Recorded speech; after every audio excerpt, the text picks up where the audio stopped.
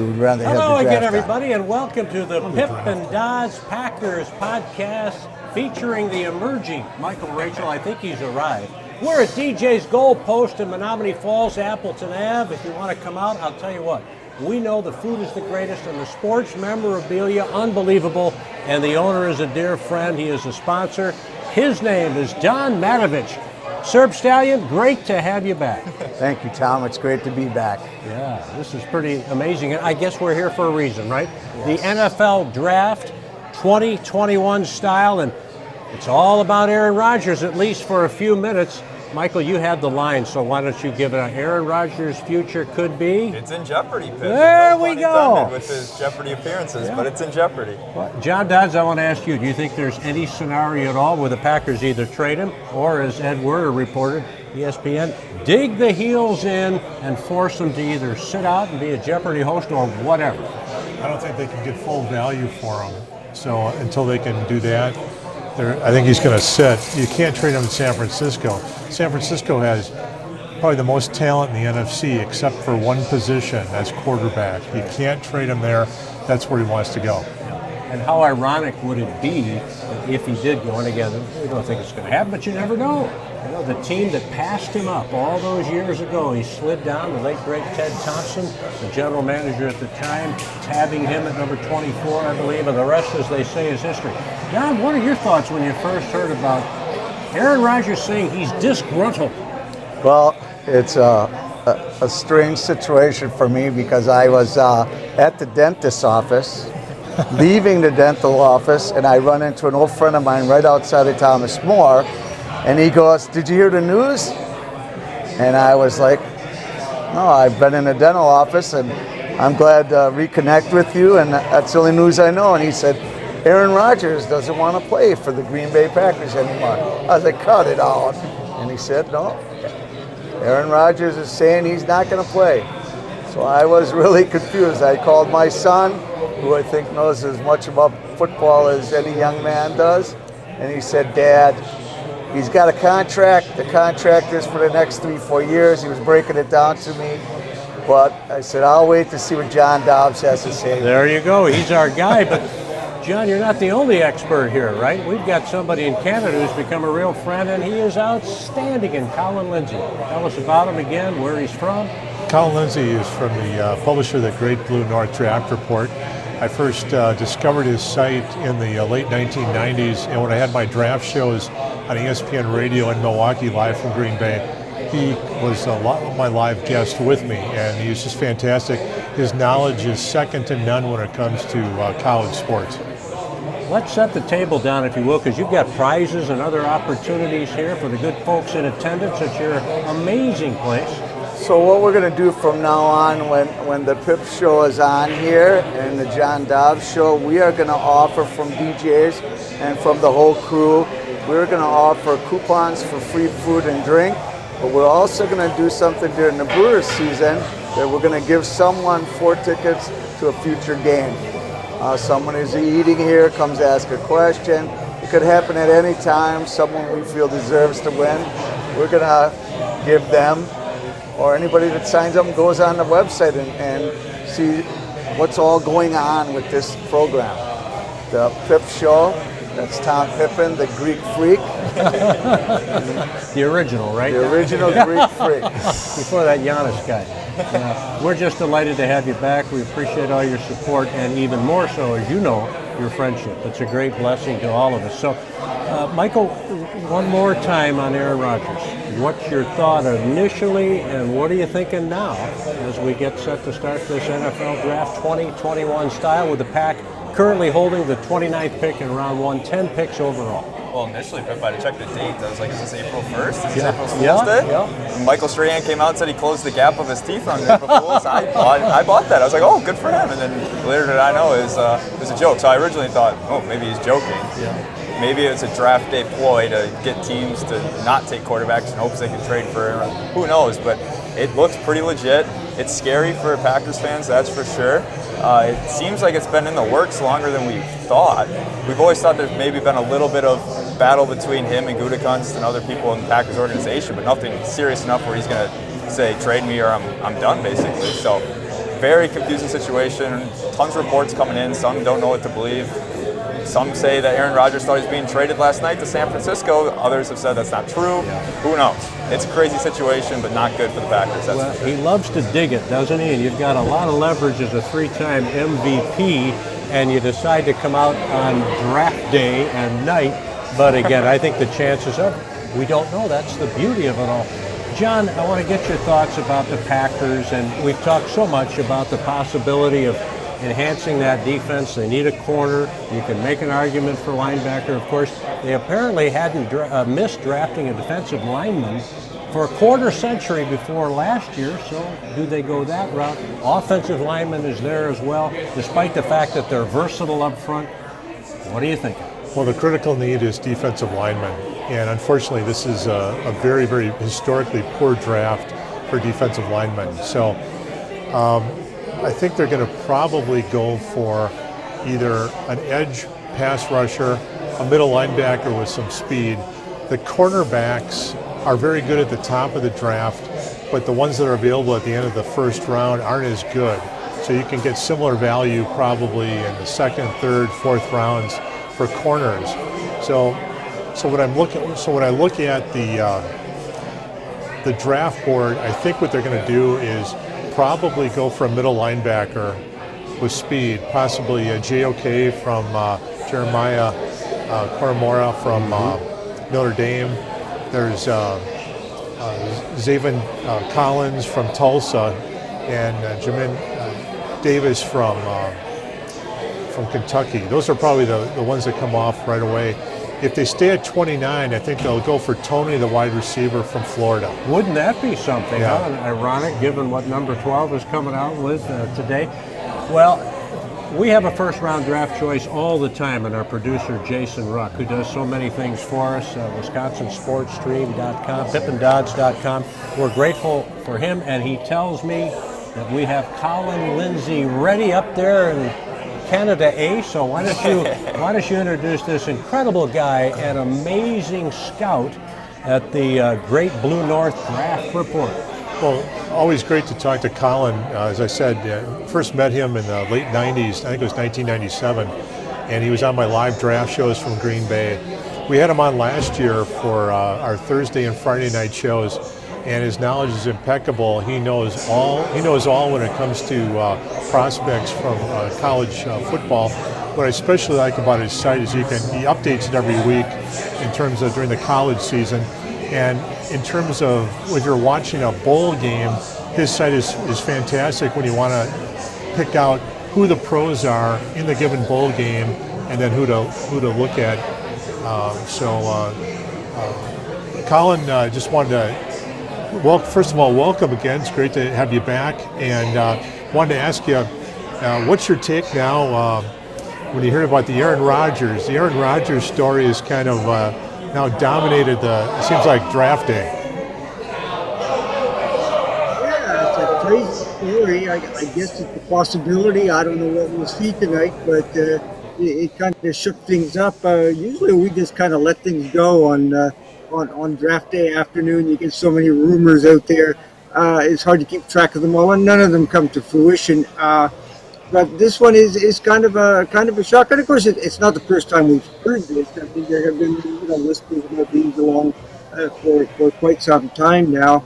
Hard to know what's going on. I mean, is he not also involved in a contract extension talk there? I mean, is that part of it? I don't know. But certainly added a whole lot of spice to what was already going to be a really, really spicy weekend.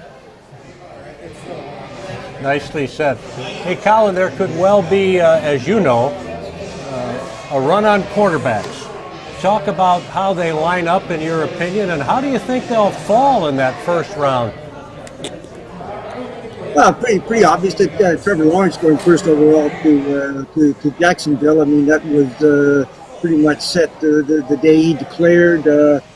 Certainly looks like Zach Wilson is going to the New York Jets at number 2. A little bit of drama still with San Francisco.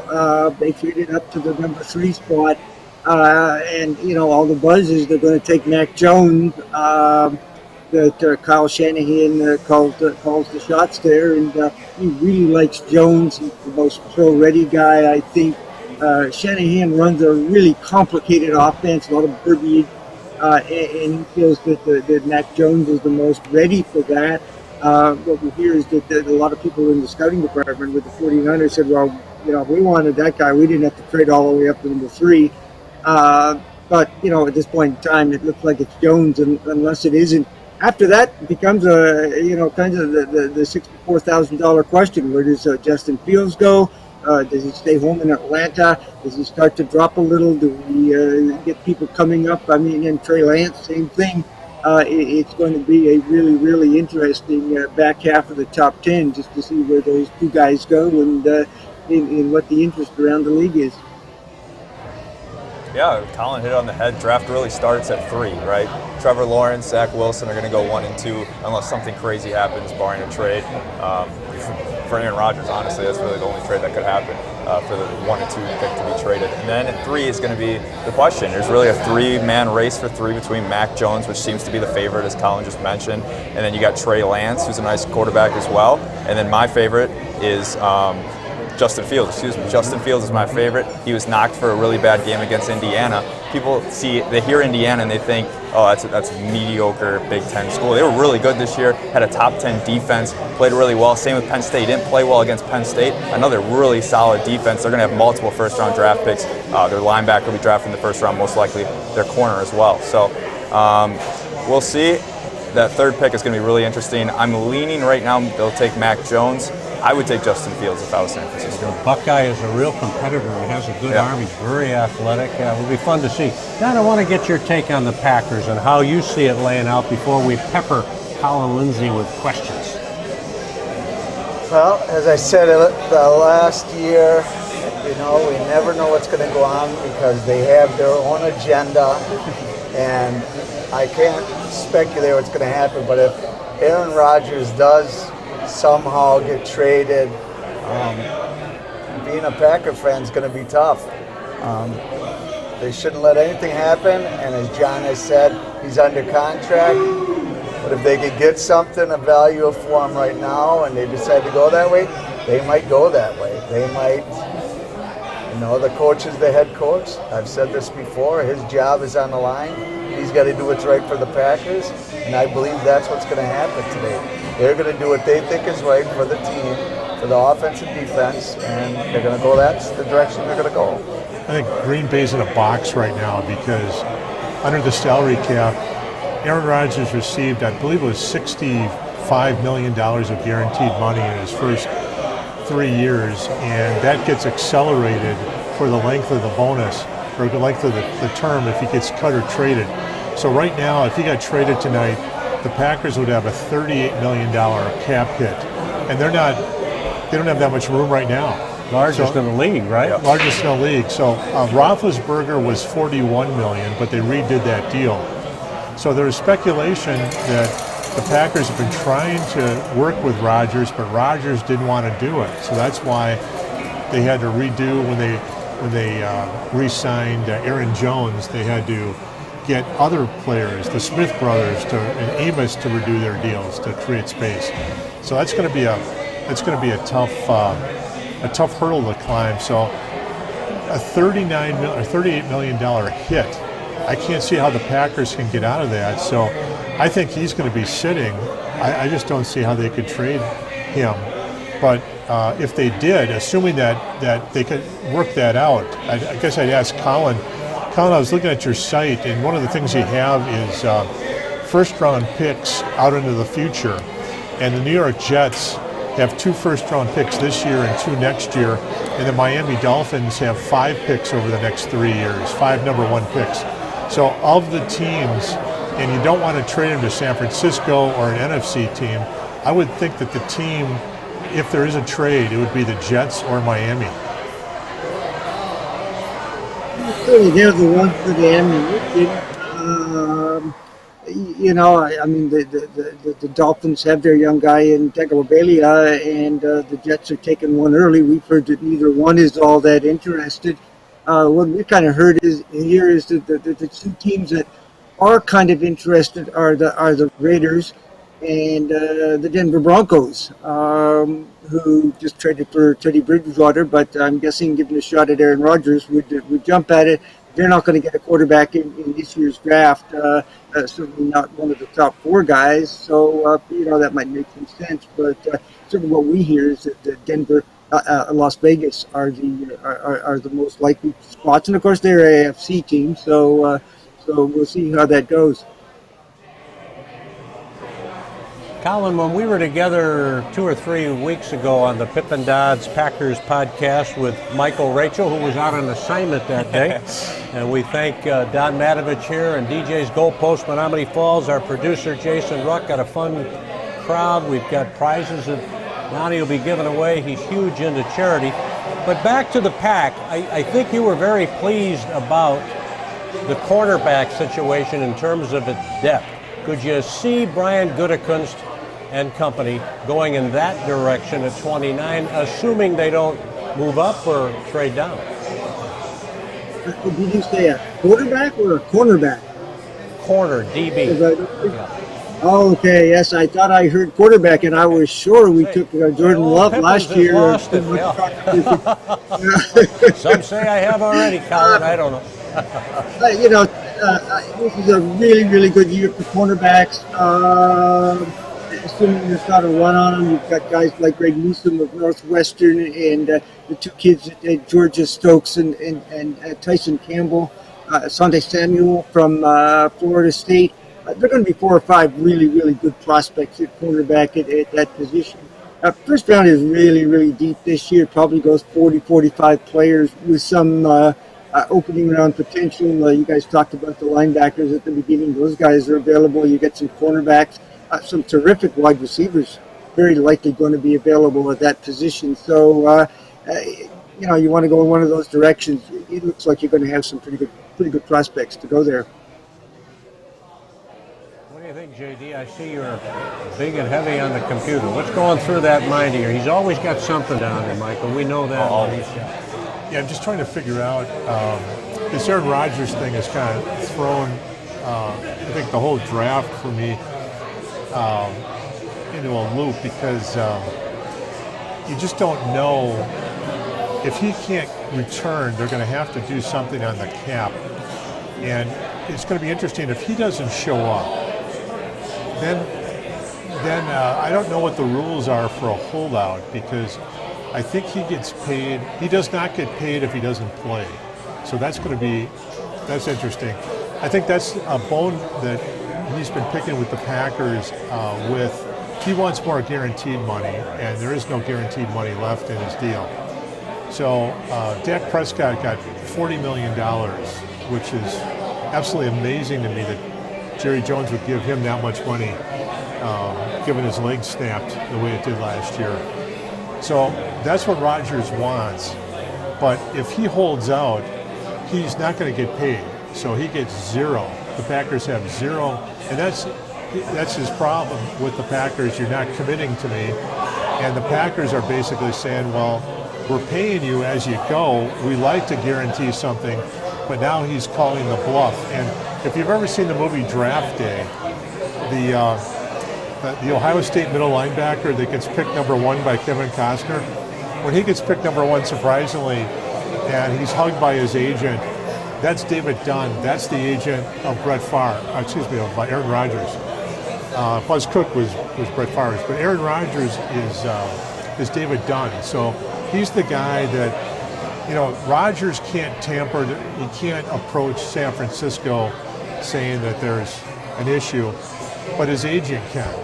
And I think his agent must have said something, because I know that before the Rams made their big trade for Stafford with Detroit, they called the Packers first, which seemed kind of curious at the time. Why was that? Well, obviously David Dunn was talking to them. So that's the thing that's got, it's the 500-pound gorilla in the room for me now. I've got to get back into my what to do at 29. And getting back to the draft, I'd like to ask Colin this.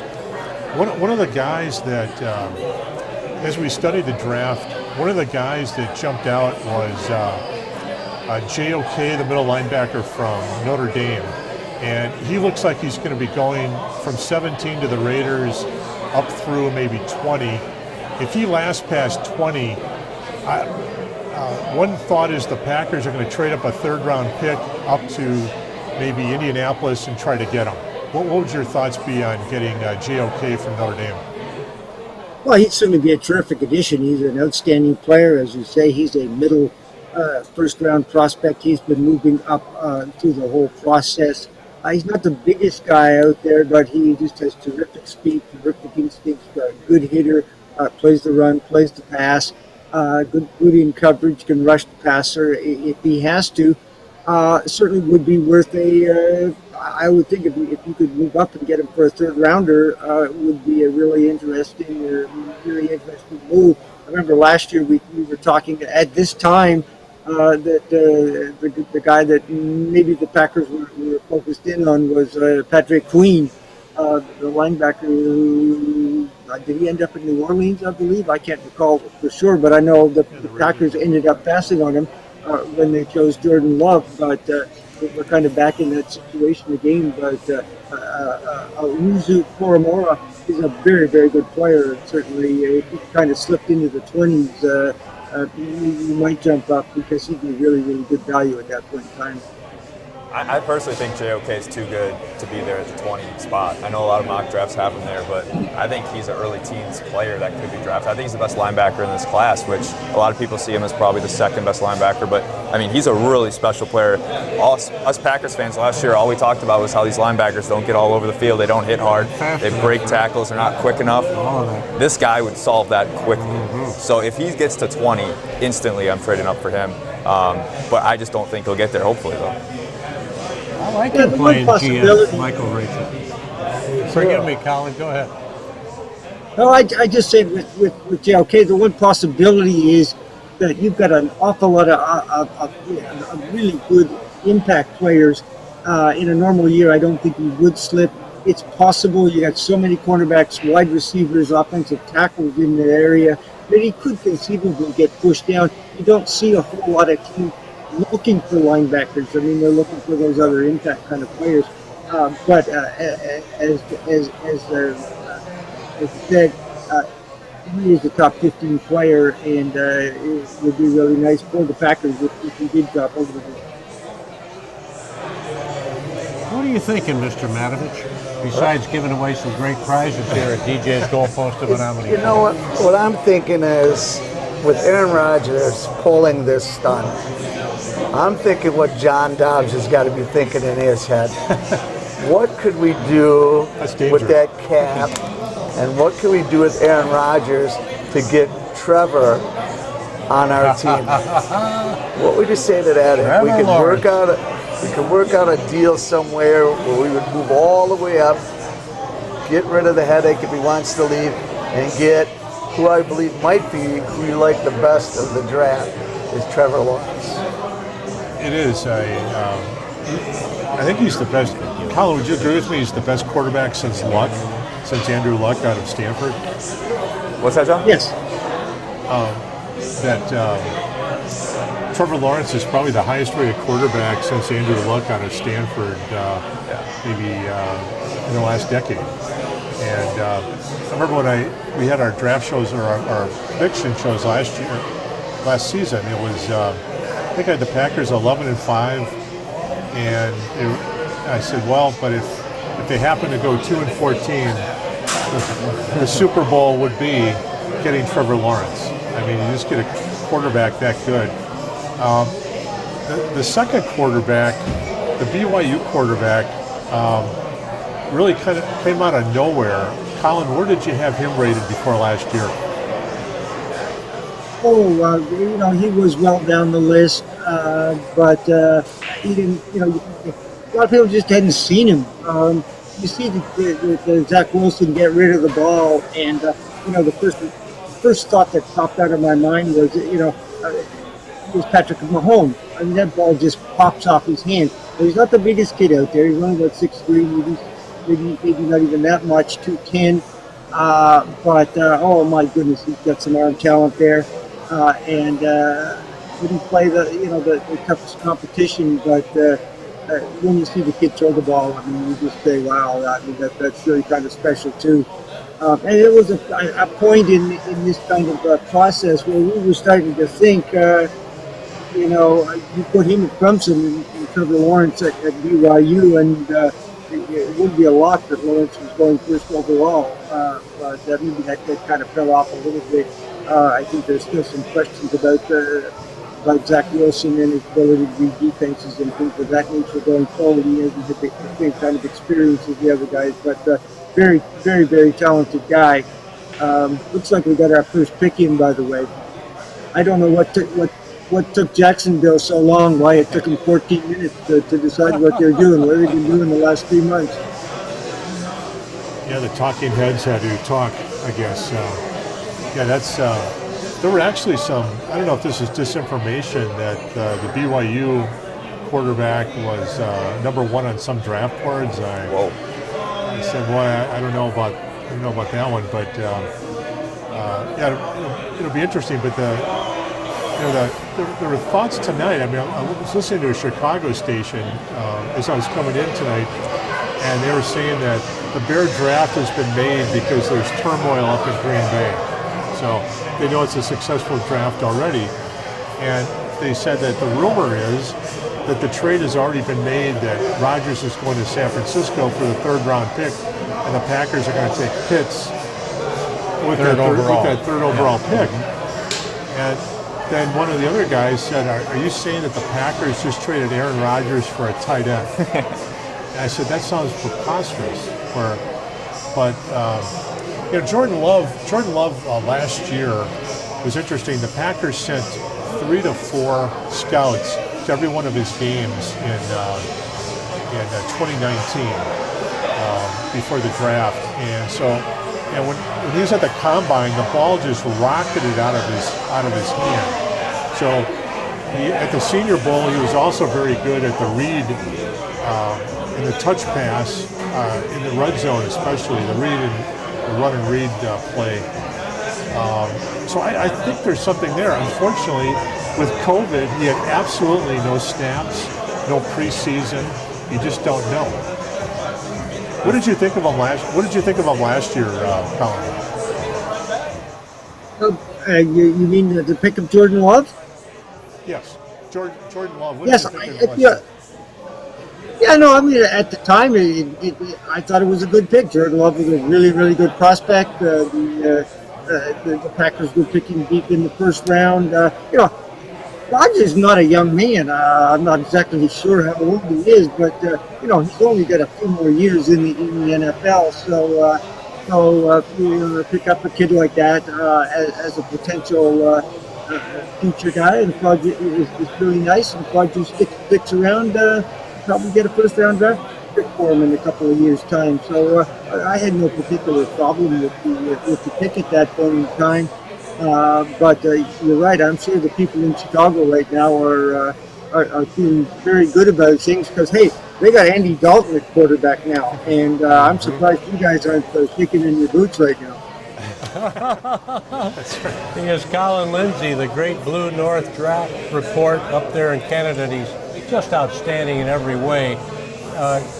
Colin, to your point, Aaron Rodgers, I believe, will be 38 years old come December, and he's got a couple of shoulders that have parts that God didn't give him in them, and you just never know. He stayed healthy. He had a marvelous season, but as you say, they had to look around. But where did you rate Jordan Love, or where would you put him among these outstanding quarterbacks in this talent-rich position at that particular spot? How do you rate him among these guys? Yeah, it's an interesting question. I never really thought about it, but I would think that he would, if he'd been a top 10 guy, he would have gone into the top 10 last year. I think a little bit farther on down than that. I don't think it's to the same degree in terms of the ability to read defenses and things like that. In terms of physical tools, he's as good as anyone in this year's draft. I think it's more just a question of experience and maturity. I probably would have had him exactly where he is, a mid to late first rounder. We had him higher last year than when he went. So in that sense, he was a good value pick. But I would think he would be, the top of the second.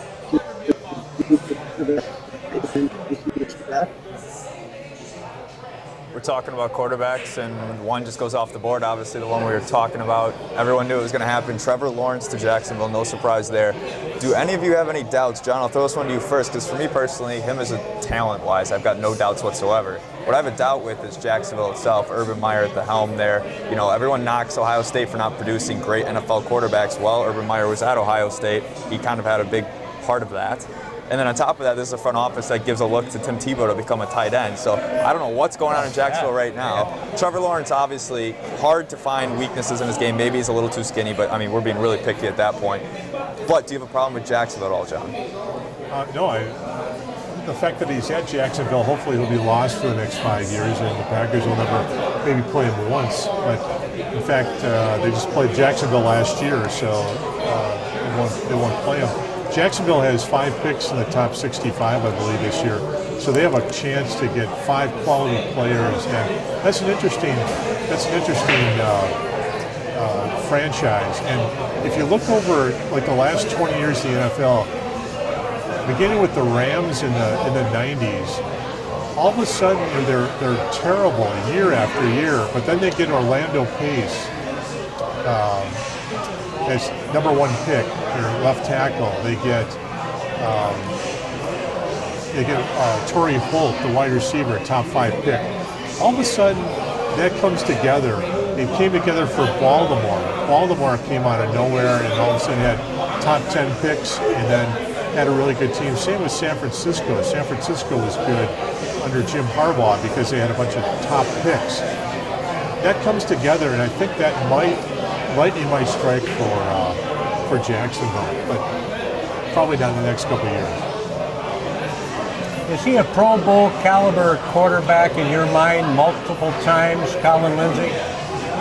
Oh, absolutely. It's the total deal. We talked about him being in the same category as Andrew Luck. I'm not sure he was quite that close, but he's a very, very good player, and I agree. I think he's got the talent to be really, really good, and the question now is, can Jacksonville, surround him with enough good other players that they're going to have some success in the league? Andrew Luck went to a really, a rebuilding Indianapolis Colt team. He really got beaten up there. In many ways, Lawrence is a lot similar to Luck in the fact that he will run, and he'll go and he'll take on people, and that was in many ways the downfall of Andrew Luck. He just took too many hits and eventually got just banged up. But Jacksonville 2-3 years ago, looked like they were one of the rising teams in the NFL, and I'm not quite sure what happened there, but it all fell apart on them, obviously. You look at another team like Cleveland, that was in the pit for years and years and years. They now look like they've kind of maybe turned the corner and are being competitive. But clearly he's got the talent, and I think the real question down there now is the rest of the team, and can they keep up with them? The New York Jets trade Sam Darnold, obviously, in the offseason, so now they are in a market for a quarterback, and they go ahead and pick the BYU quarterback, Zach Wilson. Obviously, we talked about him a little bit. His knock, his competition he's played, doesn't play the hardest competition in I don't even know what conference they're in, to be completely honest. It's some West conference that's very small, similar to Trey Lance kind of out at North Dakota State. So that's the question on Zach Wilson. Is he worth a #2 pick, or number one, or first round pick, #2 overall, for a guy that we don't really know what he looks like against good competition? That's to be seen. And of course, that was a little bit of the knock on Jordan Love in terms of competition, and his last year in college, not nearly as good as the one before, but we know that the team was decimated around him, so he was handicapped in that regard. What you got there, John Dodge? Oh, I just discovered Kyle Lindsay on our you did. Our screen, so that's good that we have Get that handsome face going. That's why our ratings are between Colin Lindsay and Don Matovich, the DJs Goalpost. What more can you ask for? Hey, Don, let me just, if I may interject, we've got some gift certificates. How do you want to do this as we kind of, because I'm I'm willing to take a hike here for a little while, go visit with our fine group that came here to enjoy the package and see if we can get some questions going. How do you want to handle that, boss? So I think the way we should handle it is these gentlemen are doing such a great job. You and I'll go out, walk out with them, and we can ask a couple. You can ask a couple questions. And if you feel they've answered a question, good. We'll give them a gift card. I want to hear you. You had that question for John Dodds, about his guy Trevor Lawrence. So let's do that. Michael, you take over with Sounds John good. Dodds, the Pippin Dodds Packers podcast with Michael Rachel. I'm Tom Pippins. Our producer is Jason Ruck. And we are with you on Draft Night 2021 amidst all the drama of Aaron Rodgers. Here at DJs Goalpost in Menominee Falls, it's simply the finest. Food-wise, sports memorabilia-wise, we've never seen anything like it. Take it away, Michael. Well, thanks, Pip, and I echo that as well. Not as well as Pip did, but this place is awesome, DJ. Been here multiple times. The memorabilia is incredible, and yeah, super cool. So we're glad to be here, and now the draft starts, right, John? San Francisco at number 3. Now is the first pick where we really don't know what's about to happen. So there's about 5 minutes to go on the clock, so I want to hear from you first, and then we'll go to Colin about who you would take I'm assuming you'd take a quarterback, so who would you take here if you're San Francisco? If I'm San Francisco, I take Trey Lance. I think Trey Lance gives you the Colin Kaepernick look with a little bit more speed, and he's got the gun. He's got I like everything about him. The safe pick is definitely Mac Jones, the quarterback from Alabama. That's kind of like your Tom Brady, no frills, sit in the pocket. The thing about San Francisco is they're so talented at wide receiver, at tight end.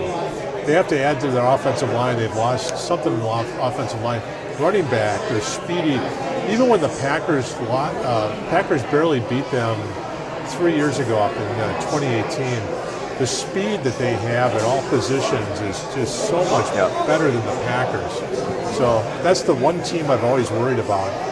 Even last year, I remember you were worried about them. You're like, don't let them sneak into the playoffs because they're going to be dangerous if they get healthy. Right. Luckily, they never did. And they smacked the Packers in the playoffs, but good. So, and the Packers, the defensive line, it seems like the defensive line crop and positions in the draft the last 2 years has been on the weaker side. So the Packers haven't been able to beef up in the front line. Yeah. So Colin, JD is going to take Trey Lance if he was the GM for San Francisco. Who would you take?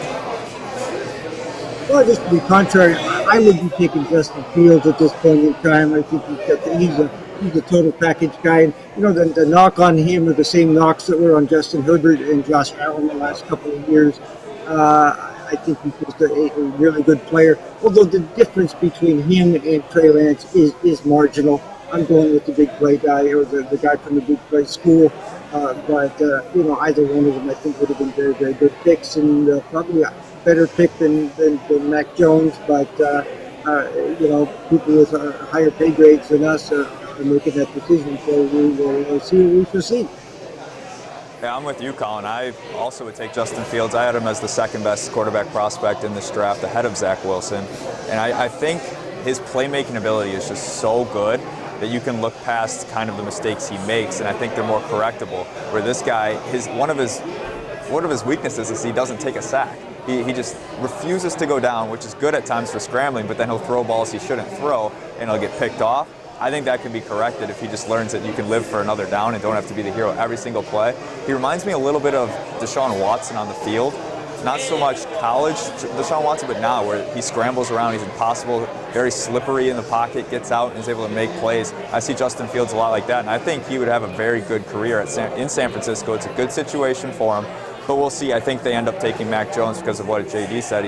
He's more ready right now, and they're looking to win a Super Bowl this year. So JD, why not Justin Fields instead of Trey Lance? Because Colin and I both say Justin Fields, so what's your reservation on him? My reservation, I just, when I look at Lance, I just see a bigger upside in terms of raw talent. Now, huge risk. He only had one game last year. I mean, that's the big risk. That's a big one. That's a hell of a risk. The other thing is, I know that Fields is an epileptic, so that hopefully would be controlled, but there was rumors that Fields was falling to the end of the first round, and they saw a mock this week that Tampa was going to take him. Yeah. I just can't believe that those quarterbacks are going to last past 10 this year. There's going to be 5 quarterbacks in the first 10. If a team doesn't want to take them, they're going to trade. Other teams are going to trade up and get the quarterbacks. I think there's going to be a run on quarterbacks. Yeah, I think it was Chris Sims' mock that had him at 32, and everybody's doing a mock draft these days, so you got to take it with a grain of salt. Is this clickbait to come see my mock draft? I don't know. If Fields gets to 32, I will have some serious questions about a lot of front offices in the NFL. Like if the Bears pass on him, even if Detroit passes on him, Carolina passes, like there's teams that could use Justin Fields, and if he fell to Tampa Bay at 32, that would be ridiculous to me. So 49ers, the pick is in, so we'll see who they take. So none of us said Mac Jones. Colin, what is it about Mac Jones that you don't like for San Francisco? It's not that I don't like him, but I think the other two guys just have a better package. The thing about Mac Jones is, athletic. Right. He's bright as very accurate passer. But he just, as I said, just doesn't bring you that extra dimension of being able to run away from trouble, of creating a secondary pocket, those kinds of things that are so important in the modern NFL. And if he was the only guy out there, I would take him in a heartbeat. But there are a couple other guys that most people generally seem to consider as better prospects. Anyway, here we go. The commissioner is on the table there.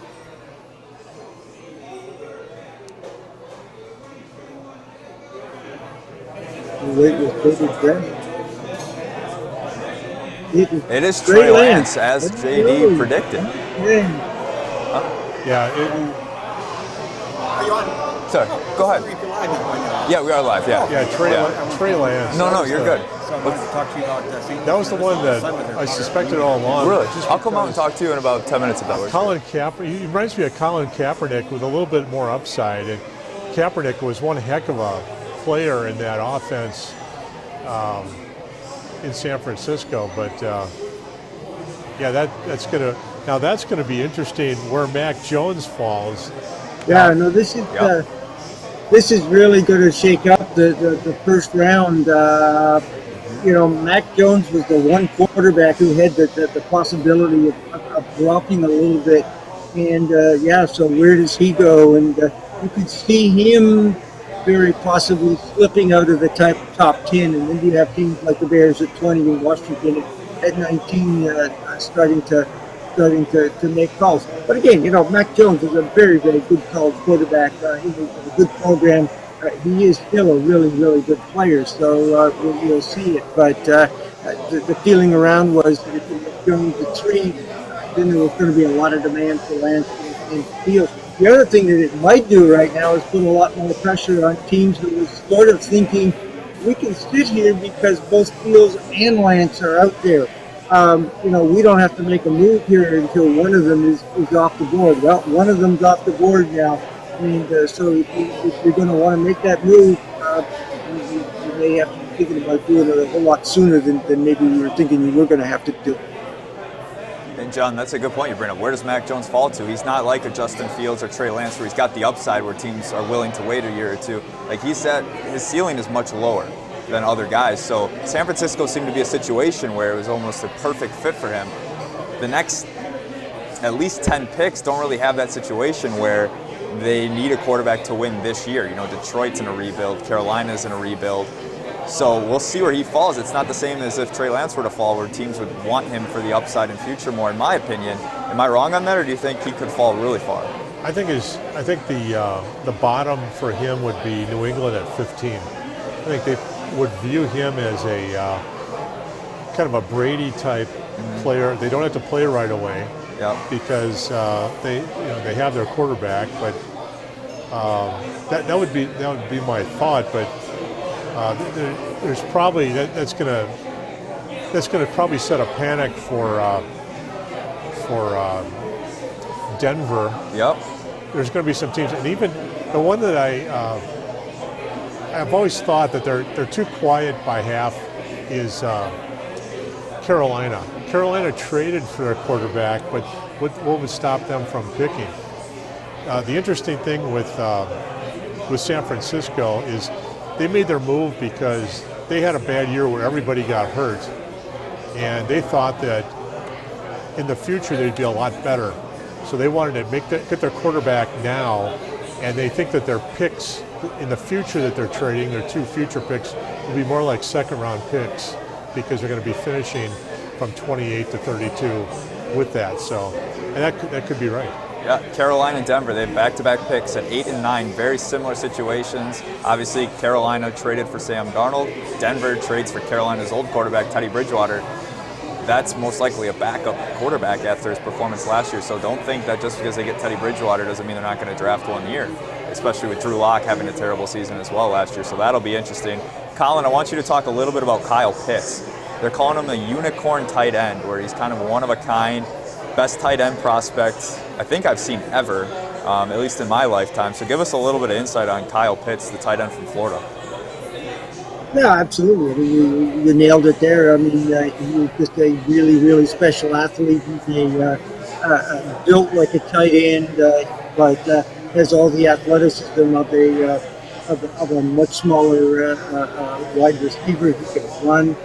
He has tremendous leaping ability. He's got those long arms and just a terrific catch radius. He just looks like it. If he's able to play at the next level, like he'd be a real matchup problem. Who are you going to use to cover him? Cornerbacks are going to be small. Back is keep him slow. Have to double him to have any hope at all. And that's going to open things up for other players. So let's see what the Falcons do here. I mean, this is kind of where we said that the real drama started.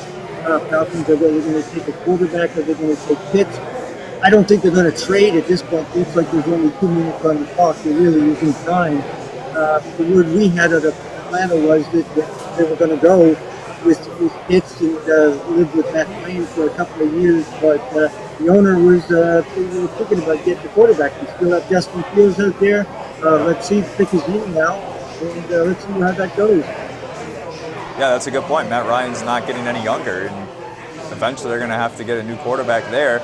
Generational talent at the quarterback position in this draft, although it seems to be Kyle Pitts will be the pick, and a lot of people think that's to get rid of Julio Jones and trade and get rid of his contract and have a receiver, because I mean Kyle Pitts is really a receiver. He's not the greatest blocker in the world, but I think he was like the first tight end nominated for the best receiver in college football award in history of college football. Mm-hmm. So I mean he's really a receiver that also can just line up anywhere. So I think Atlanta does go with Kyle Pitts. I don't know how I feel about that. If I was Atlanta, I'd be trying to trade down from this pick, but obviously that's easier said than done. John, you got any final thoughts before the pick is in here? No, Kyle Pitts would be the Hall of Fame pick. If they're not trading back, I would assume that that's who they're going to take. I think they can get a quarterback in the second round. Sure. Julio Jones is getting older, and he's on the block. I don't even know if there's any market for him. But this would give you kind of the young Julio Jones type player, and everybody has him as a top fit. So I guess that would be my pick here. And it's interesting too. Clearly, I mean, he is the best player in this draft, pound for pound. However you want to do it. There are people even saying he was, actually was a better prospect than Trevor Lawrence was. So that makes him a pretty good player. Atlanta's issues last year were not on offense and not with Matt Ryan. It was just they had such a whole other defense. But I think they did want to trade down, but obviously didn't get the kind of offers they were thinking about. So here we go. And Atlanta does take Kyle Pitts, so Justin Fields does not return home. Justin Fields does not return home to his home birthplace in Georgia. So Kyle Pitts, I mean, there's not much more that needs to be said about him. He's just a freak athlete, great hands. He got double coverage throughout college, and still nobody could really stop him. So it'll be interesting. That's another really. Atlanta always has a good offense. They keep loading up on it. We'll see if they keep Julio or get rid of him. via trade. Now they've got his replacement, so it'll be interesting. But what do you think about that for Atlanta, Colin? Well, it's hard to go wrong when you get the best player in the draft. Again, the team that need defense more, so hopefully what they'll do in the rest of the draft is load up on defensive players. It is a really talented deep draft, and that they'll continue to put some points on the board. But as I say, it's hard to go wrong when you're taking the best player in the draft. And I think Don Matovich is about to ask a question here from DJs Goalpost. We got Pippin's working on it. I think DJ is Don going to ask a question, Pip?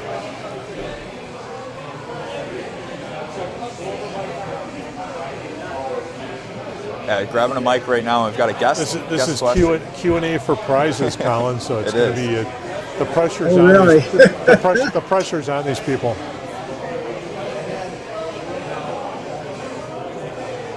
While we wait for him, Cincinnati's on the clock. Very interesting pick here as well. Do they protect Joe Burrow, go and grab Sewell or another offensive tackle, or do they reunite Joe Burrow with Jamar Chase, his teammate wide receiver from LSU? It's very interesting. If Joe Burrow says, I want Jamar Chase, I don't know how you say no to that, John. What do you think? Take Sewell. I agree, but if Joe Burrow comes to you and says, I want my teammate, Joe Burrow's your guy, so. Because he saw Aaron Rodgers do the same thing. Right. Yeah. Take Sewell. Yeah. Go ahead, Colin. Our understanding was that Burrow stayed out of it. I think he didn't want to say, I want Chase, and then have the team take Sewell, and it would have been a little bit uncomfortable. So he stayed out of it. What we've been hearing is that they want to go with the receiver as opposed to Sewell, but we'll see. The team that's got to be nervous right now is Miami. They reportedly traded back up from 12 to 6 after they went from 3 to 12. Yeah. That they were expecting to get either Fitz or Jamar Chase at number 6. It was just a dead stone cold done deal. And now if Chase goes to Cincinnati at 5, they're going to be looking on the outside. But certainly. Cincinnati wouldn't go wrong if they took Penny Sewell too at this point in time. Yeah. We got Don Matovich here, and I believe we have a question coming in. So our first guest is going to be Josh Martina, and he has a question for us, and he'd like to ask it. And this is how we're going to give away our first $20 gift card. Uh-oh. So do I just push the button? Hey guys, my first question is, with all the news surrounding Aaron Rodgers today, will he be the Packers quarterback next year? John, go ahead. Start with you. I think he will be. There's a $38 million cap hit if they trade him or if they cut him. So he's bound to the Packers. Now what's interesting is if he holds out, he gets nothing. The Packers, all his guaranteed money has been paid.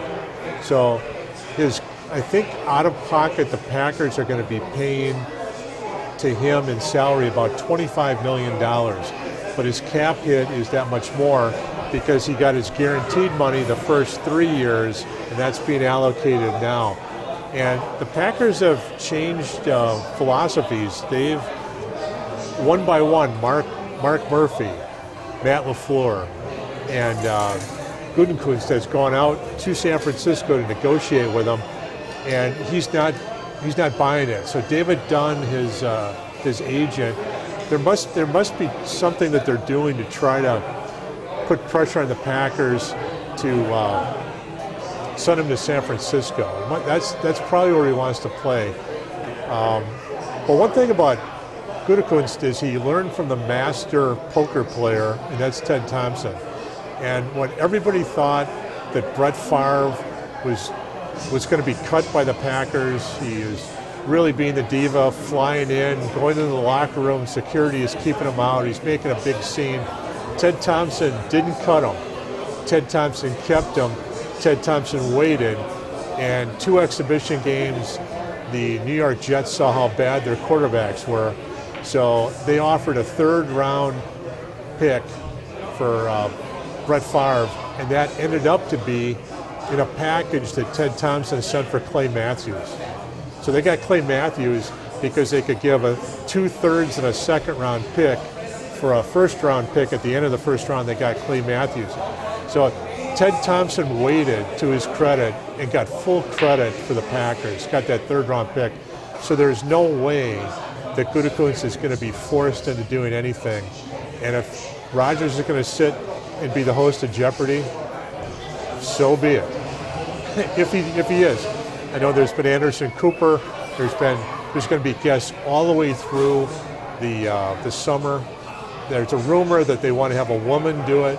So Rodgers, it's not a sure thing he's going to be the host of Jeopardy. He did a great job with it. He really did.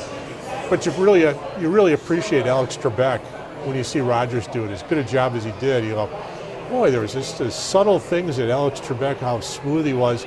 Kind of like if George Plimpton became the quarterback of your football team, or Alex Trebek came up to, be the Packer quarterback, he couldn't do it. So everybody has their talents and their specialties. I'm gonna say no to your question, though. I don't think he's going to be, for kind of similar reasons that you said at the end there. We talked last year about Aaron Rodgers and his mood swings, right? All of a sudden he's this happy guy. He seems content with life.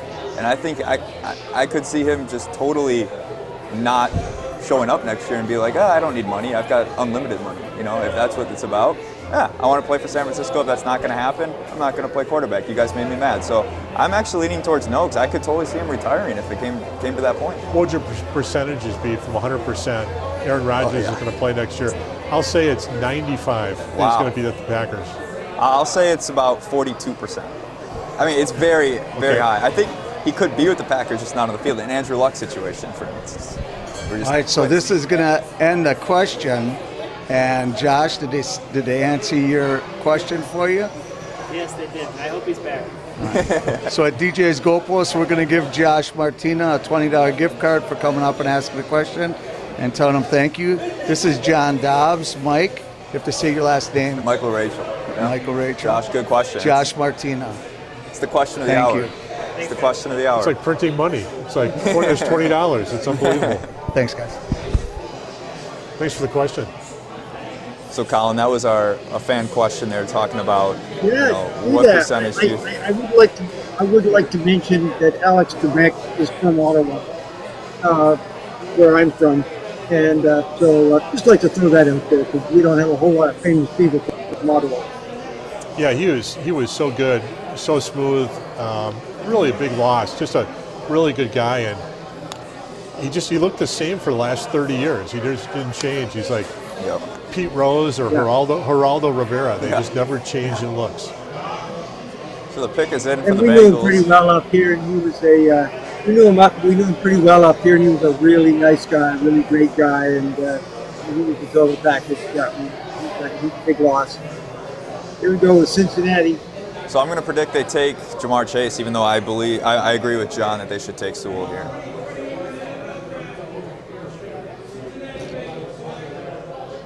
And there it is, Jamar Chase. They reunite him and Joe Burrow. It'll be an interesting duo. They've got other weapons already. T. Higgins is a really nice wide receiver, which I believe was the first pick of the second round last year. Mm-hmm. Colin knows all my philosophies now because he spent 2 days with me last year, and now an hour so far. Yeah. But my draft philosophy is, if you look at the Hope Diamond closely enough, you'll notice the flaws. Hey, there's a fingerprint there. Let's devalue that. I mean, you can look at Chase, and Chase looks like one of the top receivers that has come out in the NFL in the last 5 years. I mean, he's just terrific. But he opted out. Yep. You just don't know about those guys. But tell us a little bit more about Chase, Colin. Yeah, I would mention that Penei Sewell opted out too. So I guess there's that. He's just a terrific athlete. He's got decent size, like he's 6'1", 200 pounds. He can get off the line of scrimmage. He's got a real good speed, although he didn't run in the pre-draft process, so we're not exactly sure. But he's got great hands. He can go deep. He can run that underneath stuff. I mean, the numbers that he and Burrow put up last year with LSU were just incredible numbers. 2,000 yards receiving. I mean, we just had never seen that before. And we've actually never seen it until, of course, Devontae Smith put up the same numbers this year. But in the end, it comes down to you're not going to find the kind of talent that Jamar Chase offers you if he plays to his potential and game-changing ability. You can always find an offensive tackle in the second, third round, and in fact, in this particular draft, there's some really talented tackles. It's just Jamar Chase scores touchdowns and Penei Sewell won't. And there are just other ways you can find to protect your quarterback. What Jamar Chase offers you, it's something that doesn't come along very often. Yeah, that's a good point, Colin. And it's Cincinnati, right? This isn't a big market where, you don't need the flashiest of names to still sell at an arena. I mean, after all, it is a business. Cincinnati now has a very flashy offense with Joe Burrow and his former teammate, Jamar Chase. It's not going to be hard to sell too many tickets this year for them. If you draft Penei Sewell, like you mentioned, he doesn't score touchdowns. He's not flashy. He's not going to get the fan base really fired up for opening day. So, I mean, Joe Burrow is going to be running for his life, though, again. We'll see what they do to shore it up in the second round and third round. I'm sure there'll be tackles that'll be good, but nobody nearly as good as Penei Sewell. So, John, do you think this jeopardizes Joe Burrow again this year? He got hurt last year due to bad protection, you could argue.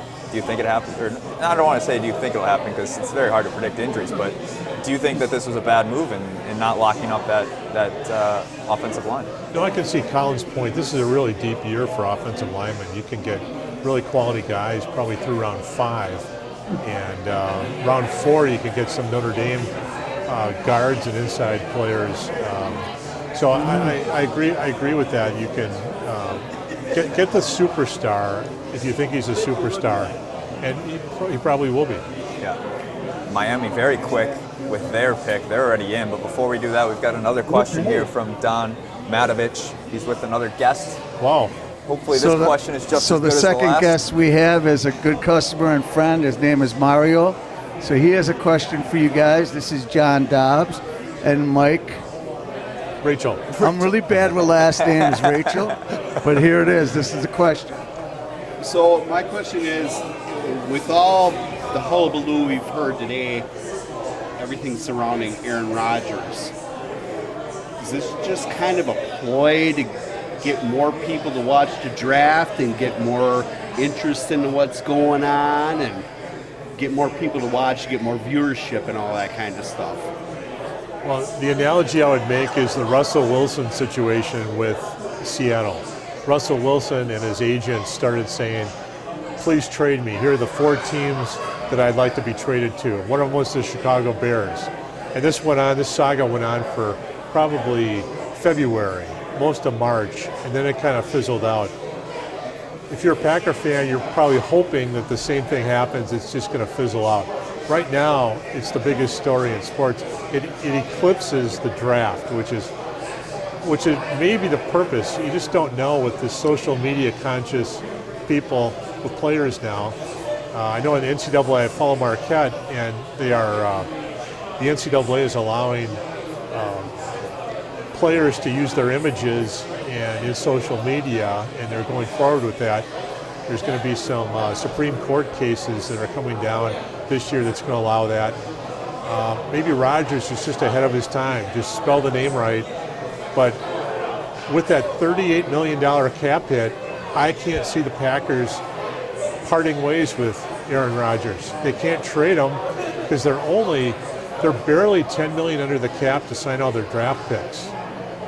So right now, and Rodgers is not helping them. So that's really going to be interesting. I sense that if the Packers play this right, that all the people, Aaron Rodgers has a very positive brand.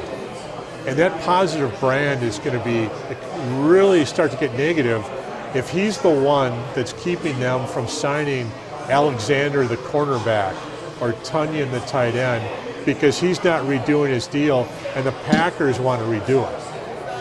So to answer his question, you would say that this isn't just a show that Rodgers put on to draw more people to watch the draft. No, I think it's more than that. So that's a good question to ask, Mike? Yeah, I don't think it's a ploy either. I think Rodgers is using today as, hey, I'm going to make today about me. I mean, he's got a big ego. We know that, right? Yes. So he does. So he's like, oh, you guys are talking about Trevor Lawrence? Look at me. Hey, I don't want to play in Green Bay.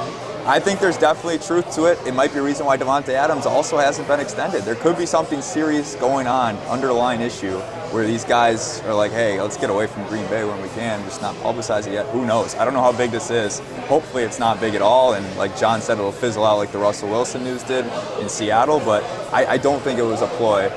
I hope it's a ploy, but I don't think it is. All right, so that answers that second question. And Mario gets a $20 gift card. And thank you, John and Mike, for helping him out with that question. Thanks, Mario. Thank you. Thank you, guys. Yeah, good to meet you, Mario.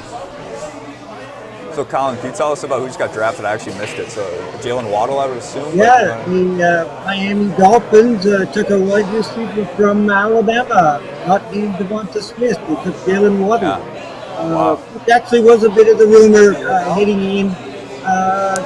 Waddle was just a little more solid physically, a much faster kind of receiver than Devonta Smith, being more quick and fast.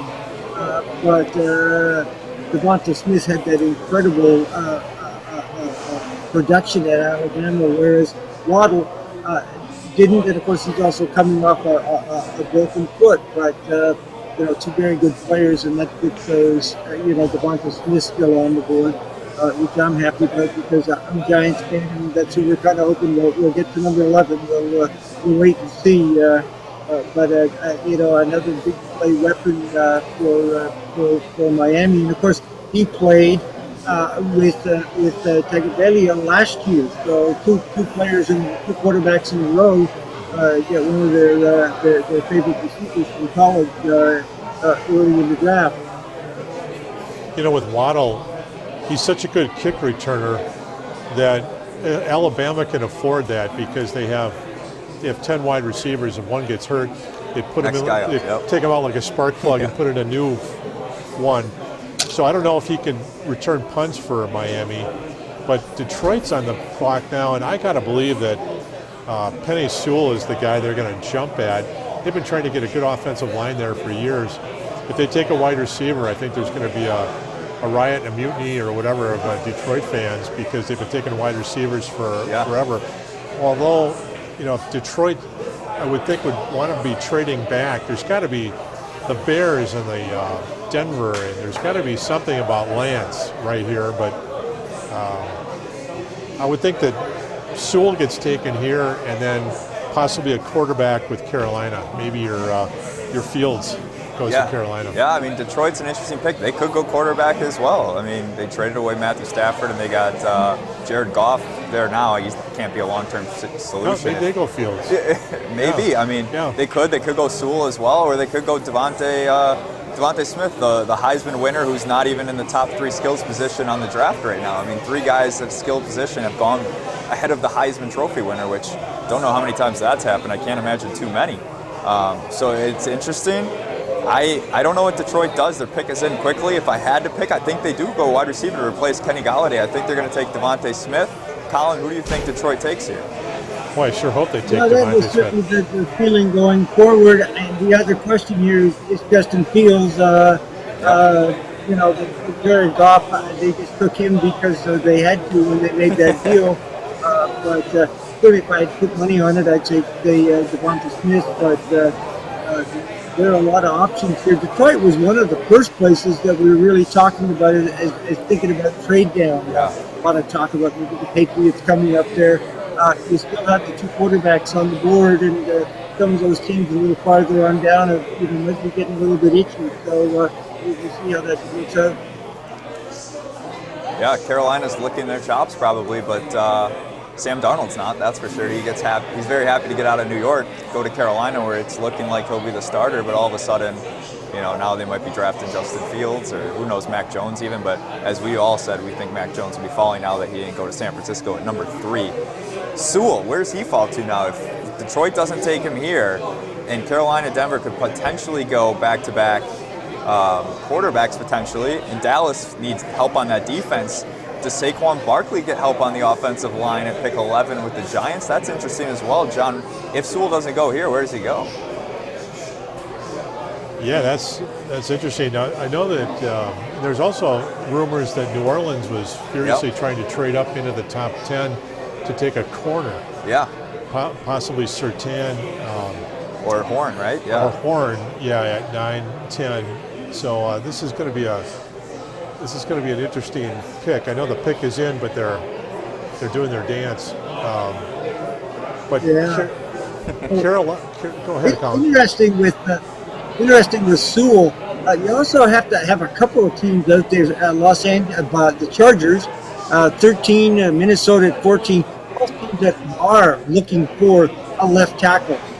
And of course, to continue the trend, I guess Sewell played with Justin Herbert, the Chargers quarterback. Yeah. If he continues to slip a little, would they be inclined maybe to move up a little? Because there's no real other quality left tackle type prospects in this early round. The other guys, Slater, Tucker, are more guard, right tackle type players. So a lot of intrigue to go here. It really is kind of shaping up kind of interesting. Yeah, this could be the year of reuniting quarterbacks and other players on their team. We've already had 2 of them. Why not 3? And I wonder if a little bit of it has to do with Slater also being on the board. He's a very good prospect, offensive tackle. Do you wait for Sewell to go before you really take a stab at Slater? You could be just waiting for that first domino to fall. Yeah. So Detroit's pick is in. Really could go anywhere. And they're going to take Sewell. So John hit it on the head. No, they take Sewell. Okay. Yeah, that's the one. They've been looking for an offensive line for years, and it's time to build that one. Now here's where Justin Fields would go. Yeah. I mean, it's interesting. Yeah, and this would probably devastate a lot of from the Bears to even Denver. Denver's probably sitting there, although. Yeah, Mac Jones, boy. Well, here's the thing, John. If Justin Fields goes to Carolina here, I am petitioning for Hard Knocks to be in Carolina this year. Because they're going to have a quarterback battle between Justin Fields and Sam Darnold. And then they've got all those wide receivers, Robbie Anderson, they've got Christian McCaffrey in the backfield. Like, that's a very electric offense. And one guy's going to be able to take over a great situation on an offense, a young defense. I think that'd be an interesting place to have Hard Knocks. But, I mean, that's just a minor thought by me. I always, the joke up at Green Bay was always if you wanted to see Ted Thompson have a heart attack, to say you're going to be the team hosting Hard Knocks, and he would have just, because that was just anti everything he has to offer. Because it's almost like you always have to be real careful because there's an aura. Even when a camera goes into a huddle in college basketball, when you actually see what the coach is saying, you're like, well, that wasn't that great. There's an aura that if you don't know what it is, you think the guy's a great communicator, or, oh, what a teacher, and what a position. Yeah. And but Hard Knocks, that's the... And nobody wants to be in Hard Knocks. Unless you're John Gruden. John Gruden, I think, would willingly sign up for that every single year. Well, that was part of the deal with. Didn't they allow the Chargers to go to Los Angeles, but they had to be at Hard Knocks? Oh, really? There's some deals like that where they have to. We'll let you go to Las Vegas, but you got to be at Hard Knocks. Yeah.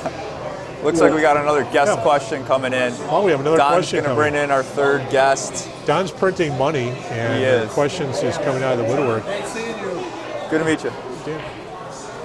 Thanks for everything. All right, who we got with us, Don? So John and Mike, this is Dan. Hey, Dan. Nice to And meet Dan you. has a great question. This is Tom Pippins. This is Dan. And Dan has actually got a really great question, and this might be the opportunity where he ends up getting 4 free tickets, because I believe the question that he has is a really good question. Now I'll let him go. Okay, perfect. So the question I had was, so at this given point with how the Packers have handled the whole Aaron Rodgers situation, would you rather them give up Rodgers right now for 3 future first-round picks, including this year, so this year and 2, or would you rather give up Jordan Love at 15, say, to the Patriots for like a Keneal Harry and another pick after that? I've got my answer if you want to think about it, John. Go ahead. Yeah, so I'm going to make Packers fans unhappy, but I would actually trade Aaron Rodgers. I was actually saying this a couple of years ago where I was like, there's going to come a time where Aaron Rodgers is going to hit peak value, and you're going to get him for nothing. You're going to get it away for nothing. And I understand the whole, as an organization, if you trade that guy, it's not just X's and O's. Like, there is emotion attached to Aaron Rodgers in Green Bay where you can't just trade away franchise players and not have fan reactions to that. If there were no fan reactions, I think it would almost be, before last year, it'd be a no-brainer to get rid of Aaron Rodgers. And then he had the MVP season, and now it's like, okay, well, he's the best quarterback in the NFL right now, but again, he's old. He's only got a couple years left.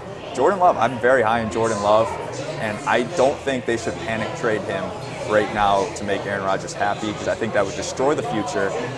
So I would actually, don't hurt me anybody, but I would trade Aaron Rodgers over to Jordan Love. So explain again more about your New England trade. So they trade Jordan Love to New England for what?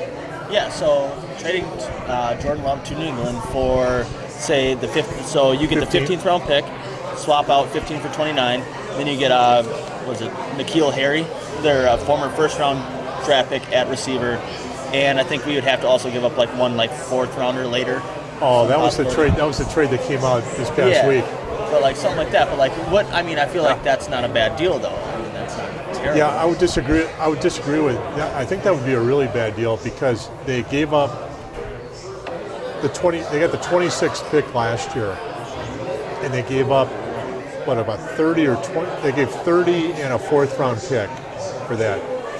So if you said Love to New England for 15, and that's it, I might consider that. But again, after today, you cannot trade Jordan Love. I would trade Aaron Rodgers today to the Jets for 2 number ones and a number 1 next year. So including Trey Lance, right? Pardon me? Sorry, Zach Wilson. You would include Zach Wilson in that deal? I would include Zach Wilson with that deal. Sure. I would do that. There's a possibility that Rodgers could play 5 more years.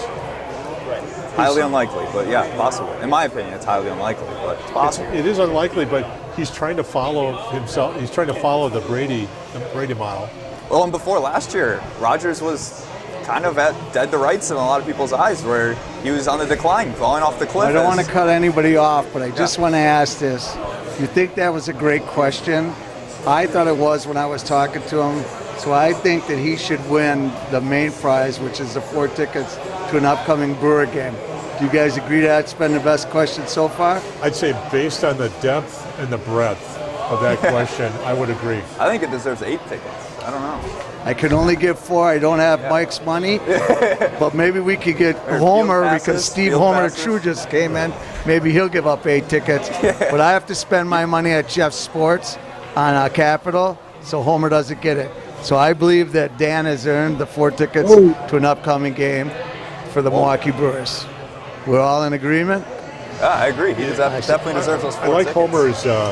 Homer's cap. It says vaccinated, which either means he got his vaccination for COVID or he's a of course I got that was your second shot, right? Of course, yes. Okay. You're not officially vaccinated, then it's been 2 months, over 2 months. I thought you're a big Terrell Buckley fan.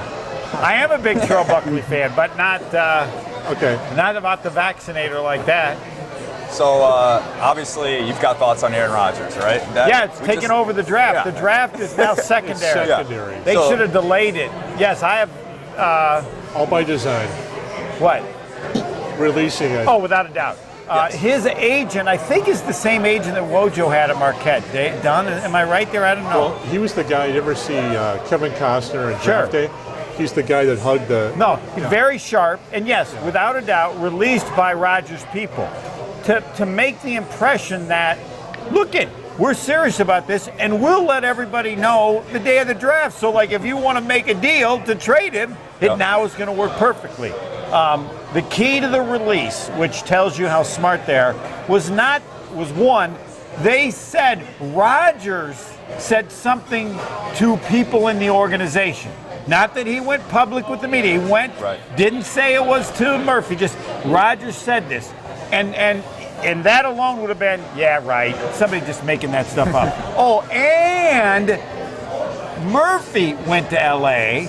and LaFleur went All of to them. LA, All the big and guys. Goody went to LA. Separately. Right, so that justifies the story and guarantees that there is something going on, because otherwise the three of them never would have gone. So it led the complete credibility to the story, even though you still don't have Rodgers saying anything publicly. He said it to members of the organization. They didn't even say that he said it to Murphy or to Goody, but if they all three go to LA to talk to Rodgers, that tells you there's something going on. I have put $200 on the line. I'll put more. He will be the starting quarterback the first game of the season, because I don't think he wants to sit out. Okay. And that he has no option. And no, he doesn't have a no trade clause either, I don't believe. So no, he's got nothing. So Really. he's got to be willing to retire. Right. And he's not going to retire. I so think what he might be. What? Call me crazy. I think he might be. Well- It could be an Andrew Luck situation. It could be. It could be. Well, no, I only thought Luck did it because he had health issues. I will give you that there's the possibility of it. And the reason there's the possibility of it, if he treats the Packers like his family, he won't play again.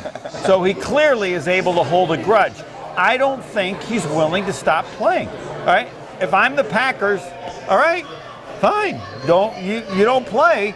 We'll adjust accordingly. I don't think that they would use. I don't think they would go to Jordan Love right away. I think they might acquire a vet, whatever. Sure. Maybe he played some point in the season. So Aaron just sits. Well, okay, he's not going to play this year. That doesn't change anything. We got your contract for the next year. So are you going to retire and never play again? I don't. Aaron Rodgers loves football too much. This seems to me a very properly timed event to see if the Packers react. I don't think they will.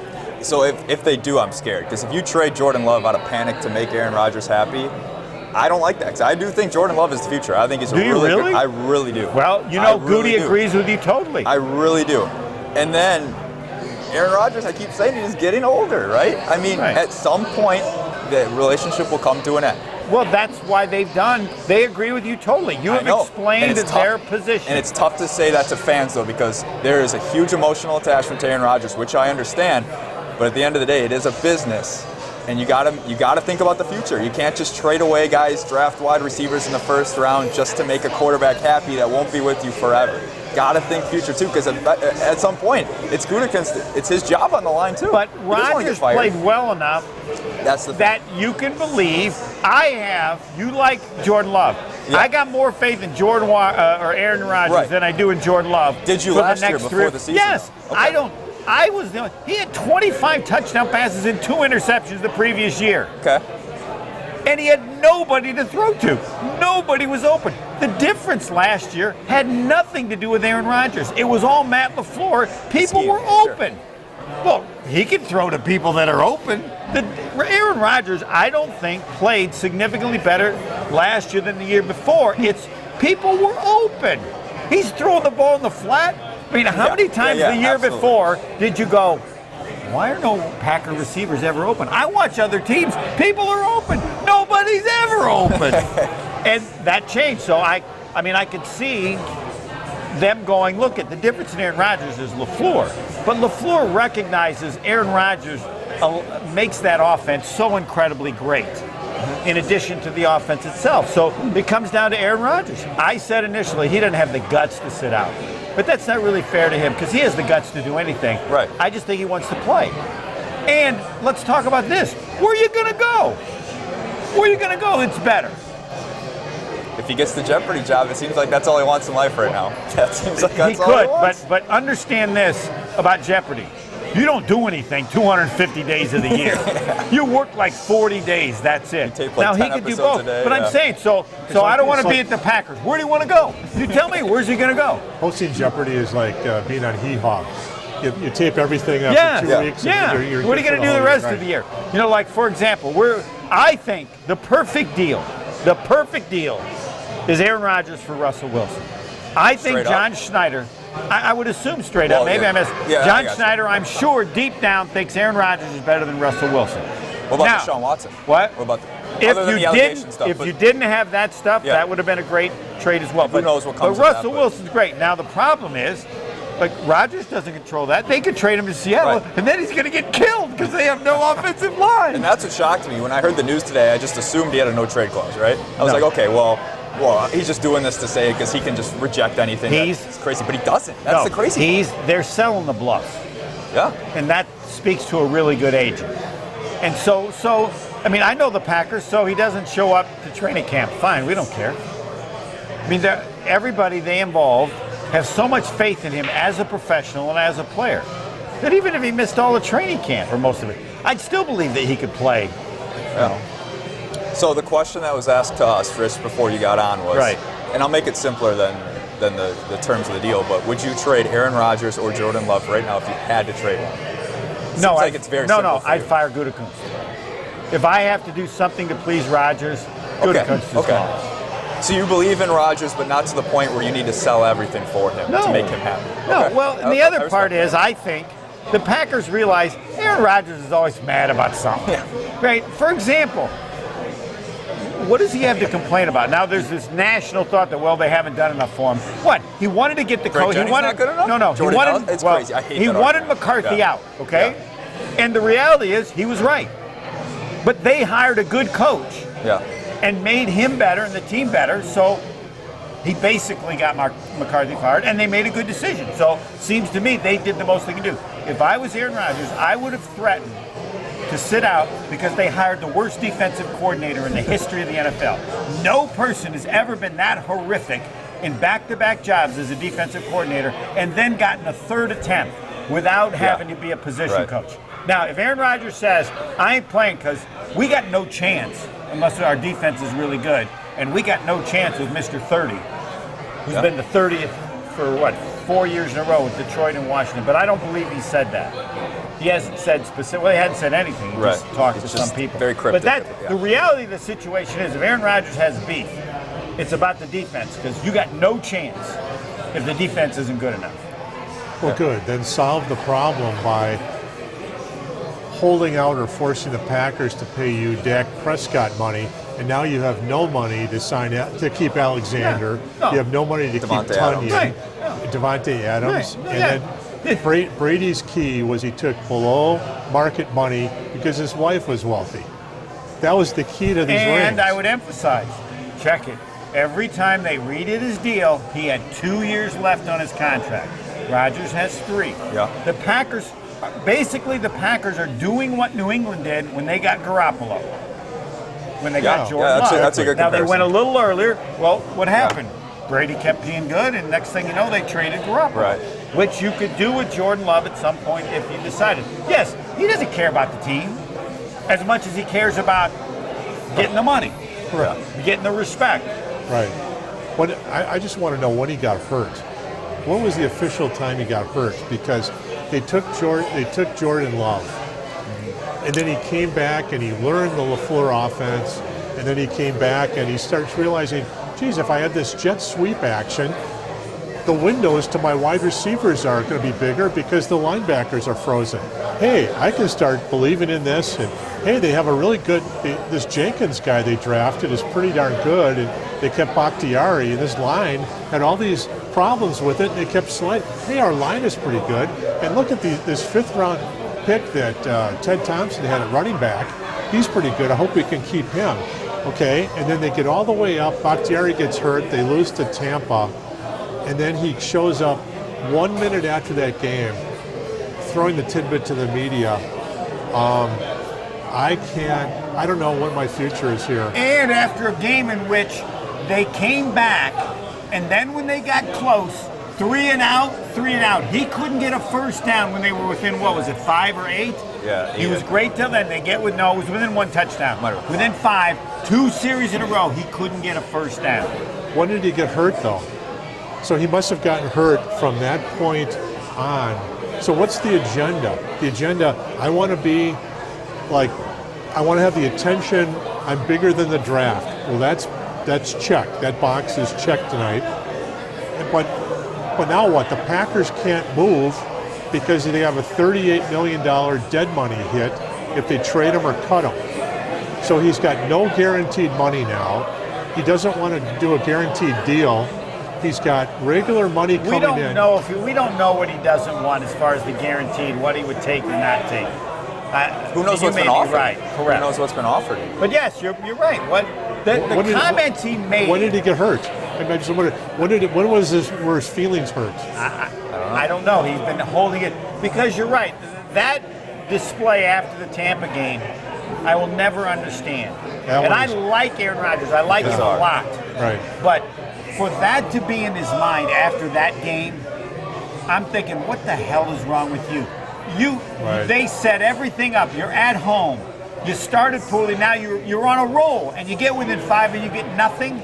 And you didn't play like an MVP when the season was on the line. Granted, Tampa had a great defense, but who at the end of that game, 5 minutes after the game, is thinking like he's thinking? I would have been devastated with the loss. I finally got the home NFC Championship game, and I didn't get it done. That's compartmentalization, boy. You really have yourself. You just change yourself right away and do that.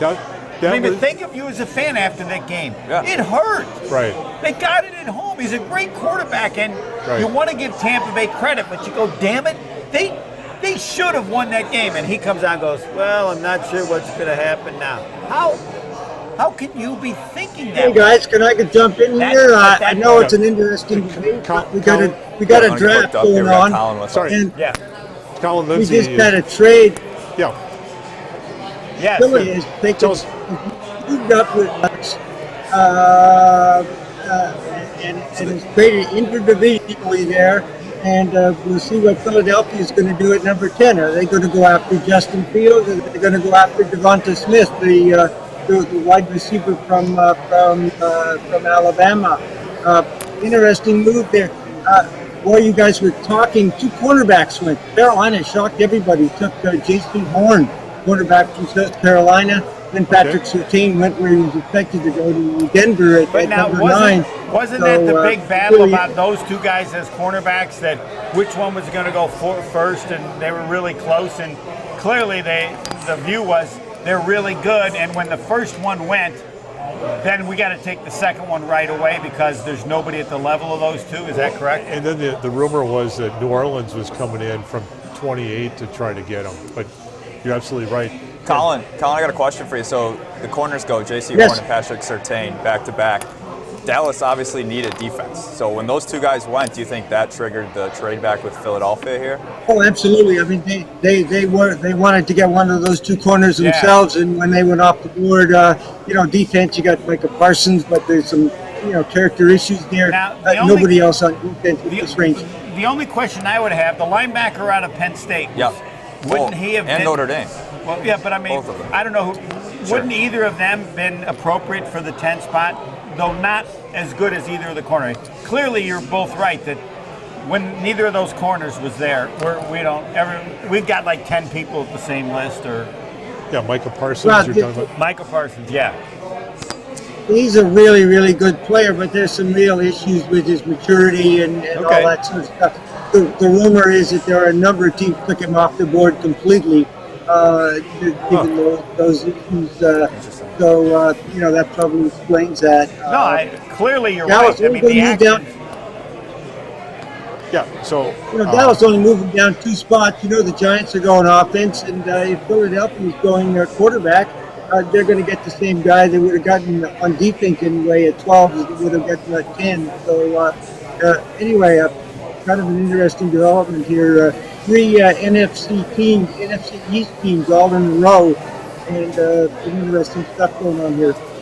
Well, do you think that Philadelphia, it's cornerback and it's wide receiver? Is that probably the 2 needs that they had? Are you saying quarterback? Yeah, cornerback on defense. But there was some talk that Philadelphia is not totally settled on their quarterback. Jalen Hurts. Hurts. Yeah, absolutely. So do you think there's been talk that they would? There's been some talk that they would move back up into the first round, up into the top 10, to try and get one of the quarterbacks. the pick is in now, and we'll find out in a couple of minutes. And Devontae Smith is still there, obviously the Heisman winner, but they've got Rieger, right? So that'd be an interesting pick as well. So either way, somebody's probably going to be mad. They're going to go either wide receiver or one of the quarterbacks. I would hope it'd be Justin Fields over Mac Jones. No, yeah. But if they like one of the quarterbacks, I just think you would take one. But then what do you do with Hurts? Justin Fields? Well, you let him play it out. Right, I don't know that you can be that. No one's convinced that Hurts is the answer long term. Absolutely. He might be, but I'd like a backup, and you'd look what else is out there where you would. Yeah. The upside to me, but you'd have to really like the quarterback. I mean, it's the same way as the Packers when they took Jordan Love. It isn't about replacing Rodgers. It's like, I really, really, really like that kid. And whenever he plays, I think he's going to be a Pro Bowler. Colin, go ahead, Jim. Well, we had the yes. We had the publisher from the Utah State website. He said that the Packers sent 3 to 4 people every game in 2019 for him. Yeah. And then if he would have come out after his sophomore year when he had 36 touchdown passes and 6 interceptions, he would have been a top 5 player. Instead, 7 guys graduated, and he ended up with, I think, 20 touchdowns and 17 interceptions or something like that. Right. Time will determine whether they're right. But that's the part that I don't think gets enough attention. Why did he trade up? Because he really, really, really liked him that much. And I don't know when Rodgers is done, but I got the next guy. Right. Almost identical to when they took Rodgers. Yeah. Right. In terms of that. But it doesn't, to me, mean that they have to play Jordan Love. They'll learn as he practices. And if Rodgers is, as players are playing older, like with Brady, fine, then you can move him just like the Patriots moved Garoppolo. Yeah, Philadelphia takes the wide receiver Devontae Smith. Took the wide receiver Devontae Smith. The Heisman winner. Colin, I want to go back to Carolina's pick quick at number 8. Obviously, they have Sam Darnold now, but I mean, you can't be confident. If you're not confident in Jalen Hurts, you're not confident in Sam Darnold. Are you surprised they passed on Fields or Mac Jones and took J.C. Horn instead? I think so. J.C. Horn has gotten a lot of buzz of late, and I think there were people talking about him as being a potential top 10 guy. The big issue with Patrick Surtain is he's not a great athlete. He's a super technician, but in J.C. Horn, you've got a guy who's a real physical, best cover corner guy. Runs really, really well, and just has the kind of athleticism that Patrick Surtain doesn't have. I have a question for you. I would like a study done and wonder if, in general, what percentage of Alabama players aren't as good in the pros as everybody thinks. My point being, in college, they just have this massive level of talent across the board of 10 or 11 guys, and I don't know if my theory is correct, but I wonder if somebody studied. Julio sticks out to me, but that was a while ago. Right. Julio Jones. But right. I mean, but you look there's always outliers. Maybe it's the defensive guys. Maybe it's when you have just this group of 11, and their defense hasn't been as good, I don't think, the last couple of years. But I'm asking it as a question, not as a guarantee, of wondering at certain positions where they're just surrounded by so much talent. Like, to me, the best example question now is a quarterback. Mac Jones. I could have been the quarterback for that team and thrown 40%. These guys are, it's like the warm-ups in practice. But he did, execute and complete. So is there a thought about a player from Alabama, or am I just making something up? Colin? Well, if you're asking me, I think people ask themselves at some time. One of the problems with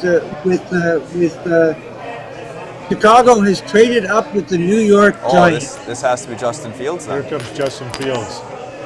This looks like Justin Fields territory.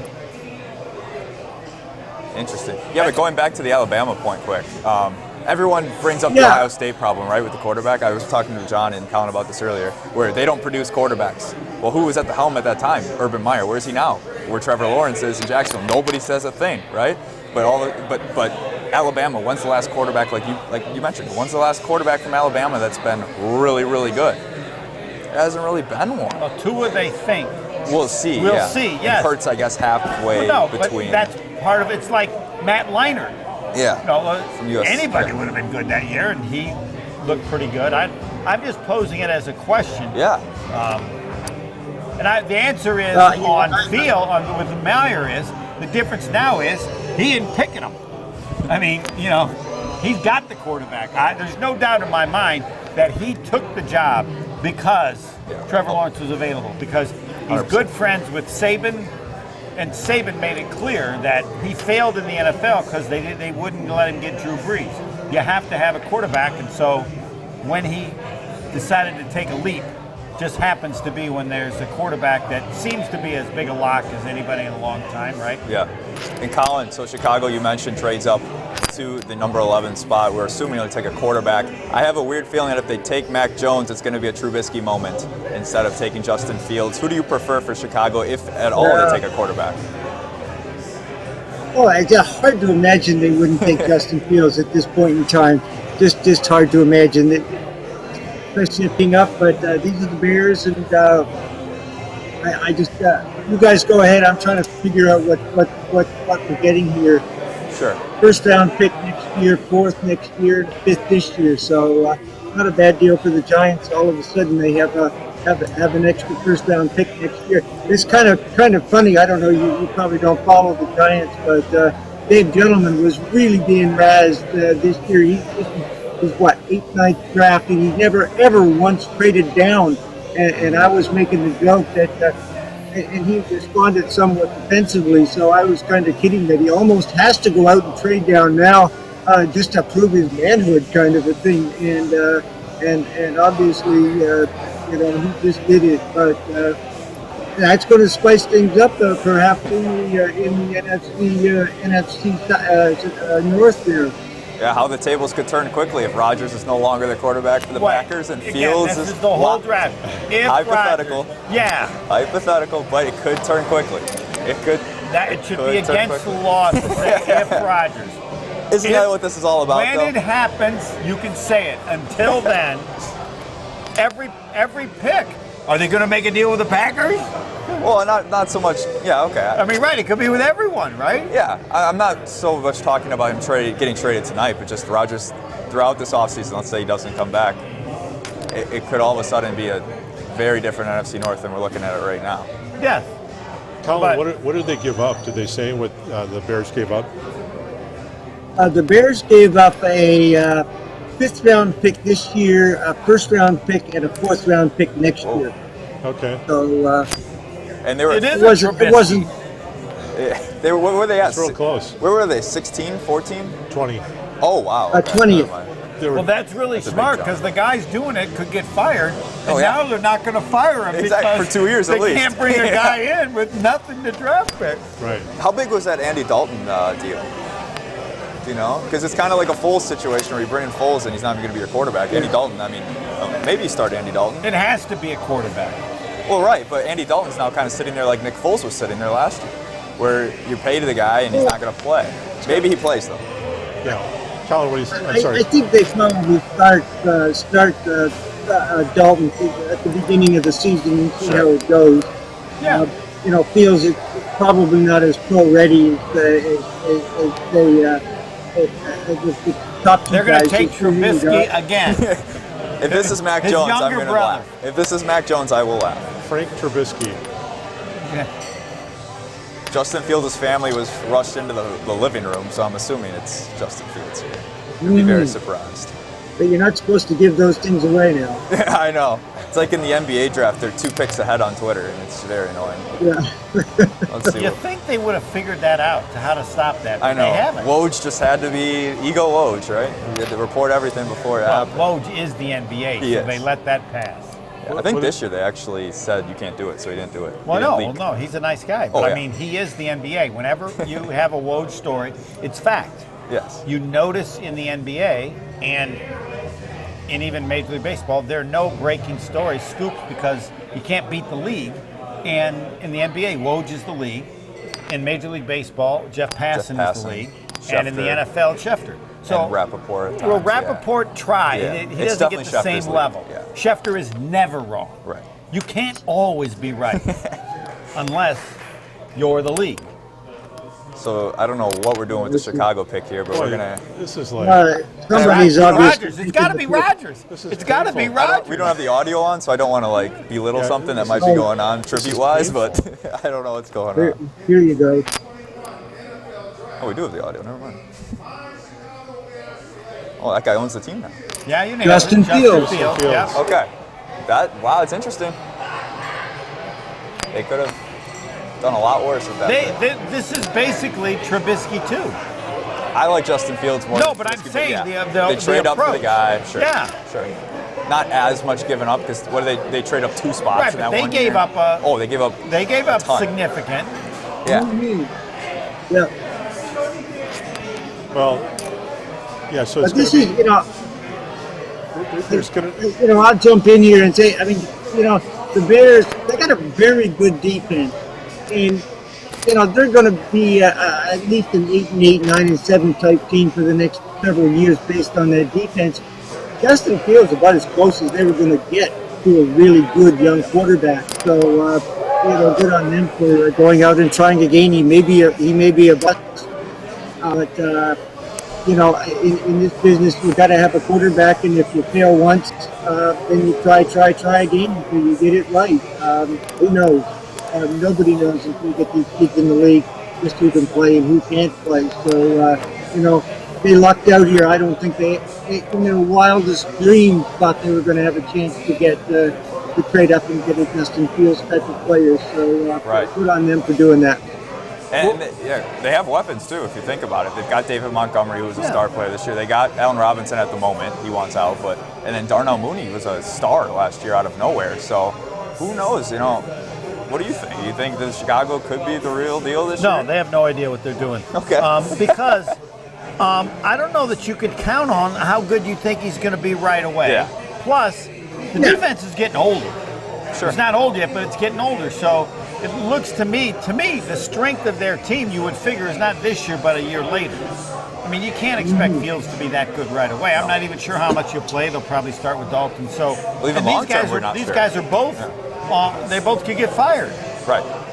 Nagy, we thought would get fired. I don't know how he hung on, but he did. So now he gets the splash. Now he gets. Because if they had any leadership, no, you're not giving away the picks for next year. You might not even be here.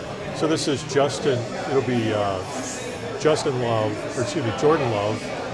Justin Fields, Week 16 at Lambeau for the title. I just told you it's against the law to have any discussion that addresses no Aaron Rodgers this year. You told me. You didn't tell him. After this year, yes, but it's just cheap.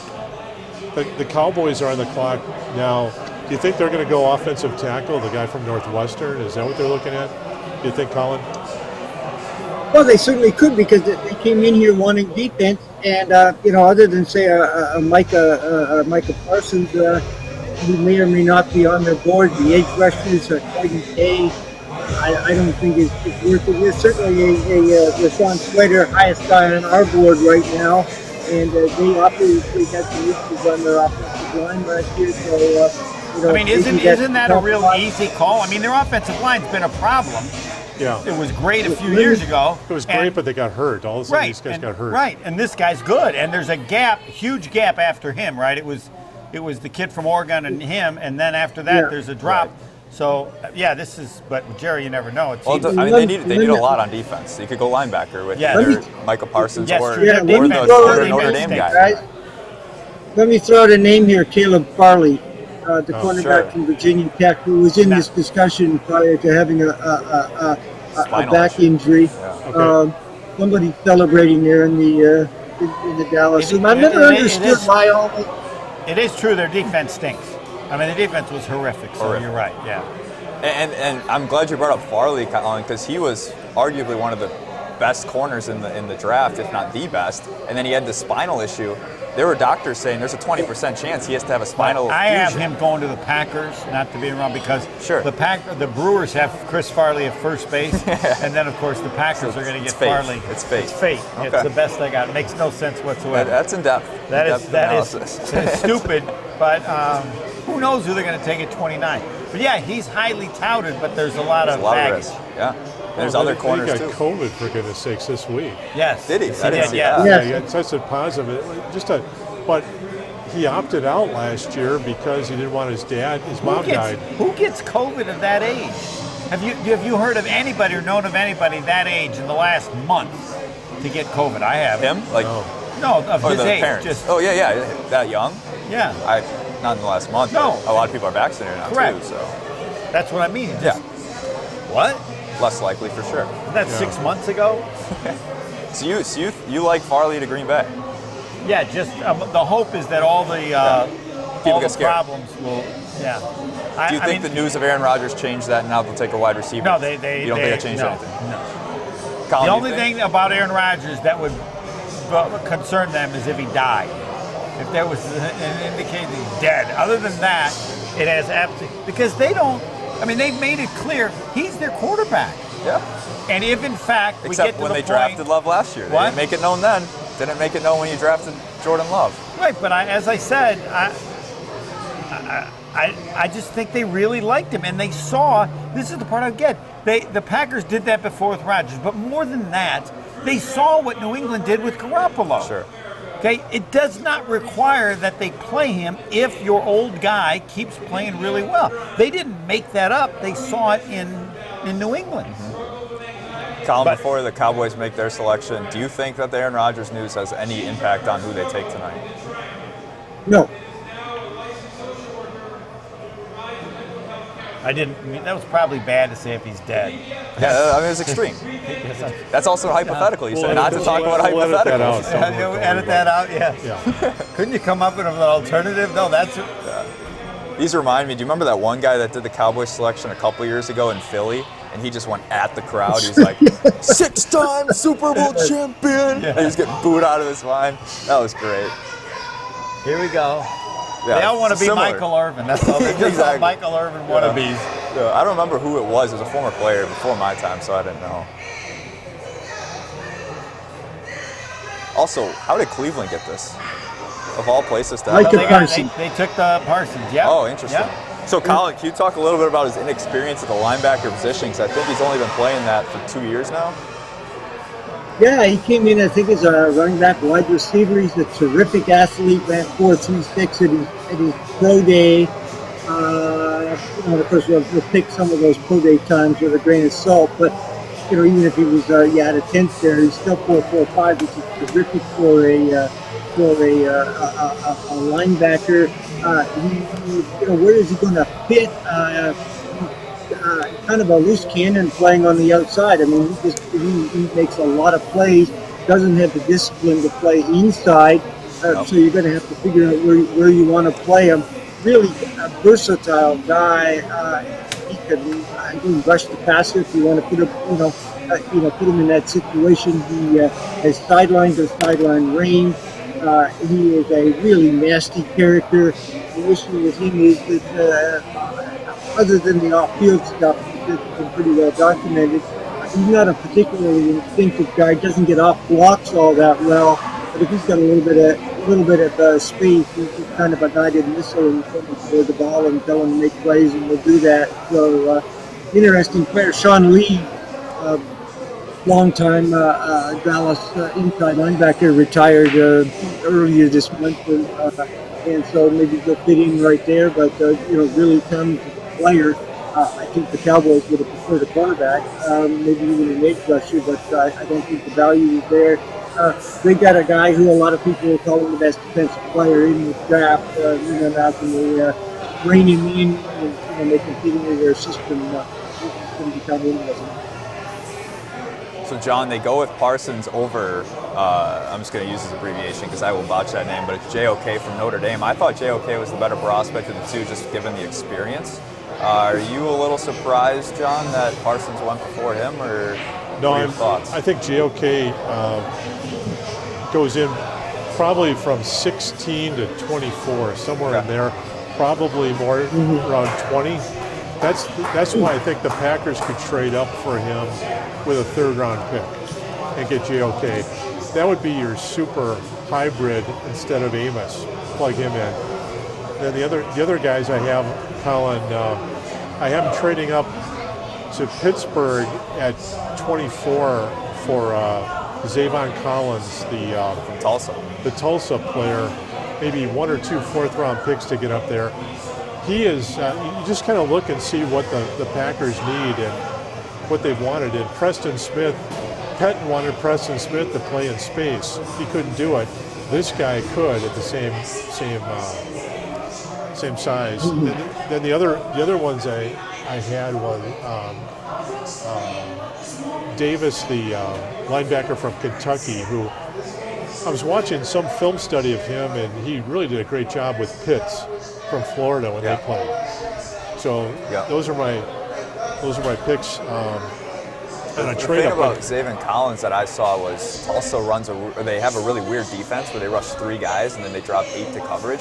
So the one thing about him that teams are a little worried about is will he be able to transfer to an NFL package defense? What were you thinking of Zavon Collins, Colin? Are you a believer, or do you think he's an interesting guy? Or He's a terrific player. I mean, he's a linebacker, 6'5", close to 260. He did not run quite as well as people were expecting at his pro day.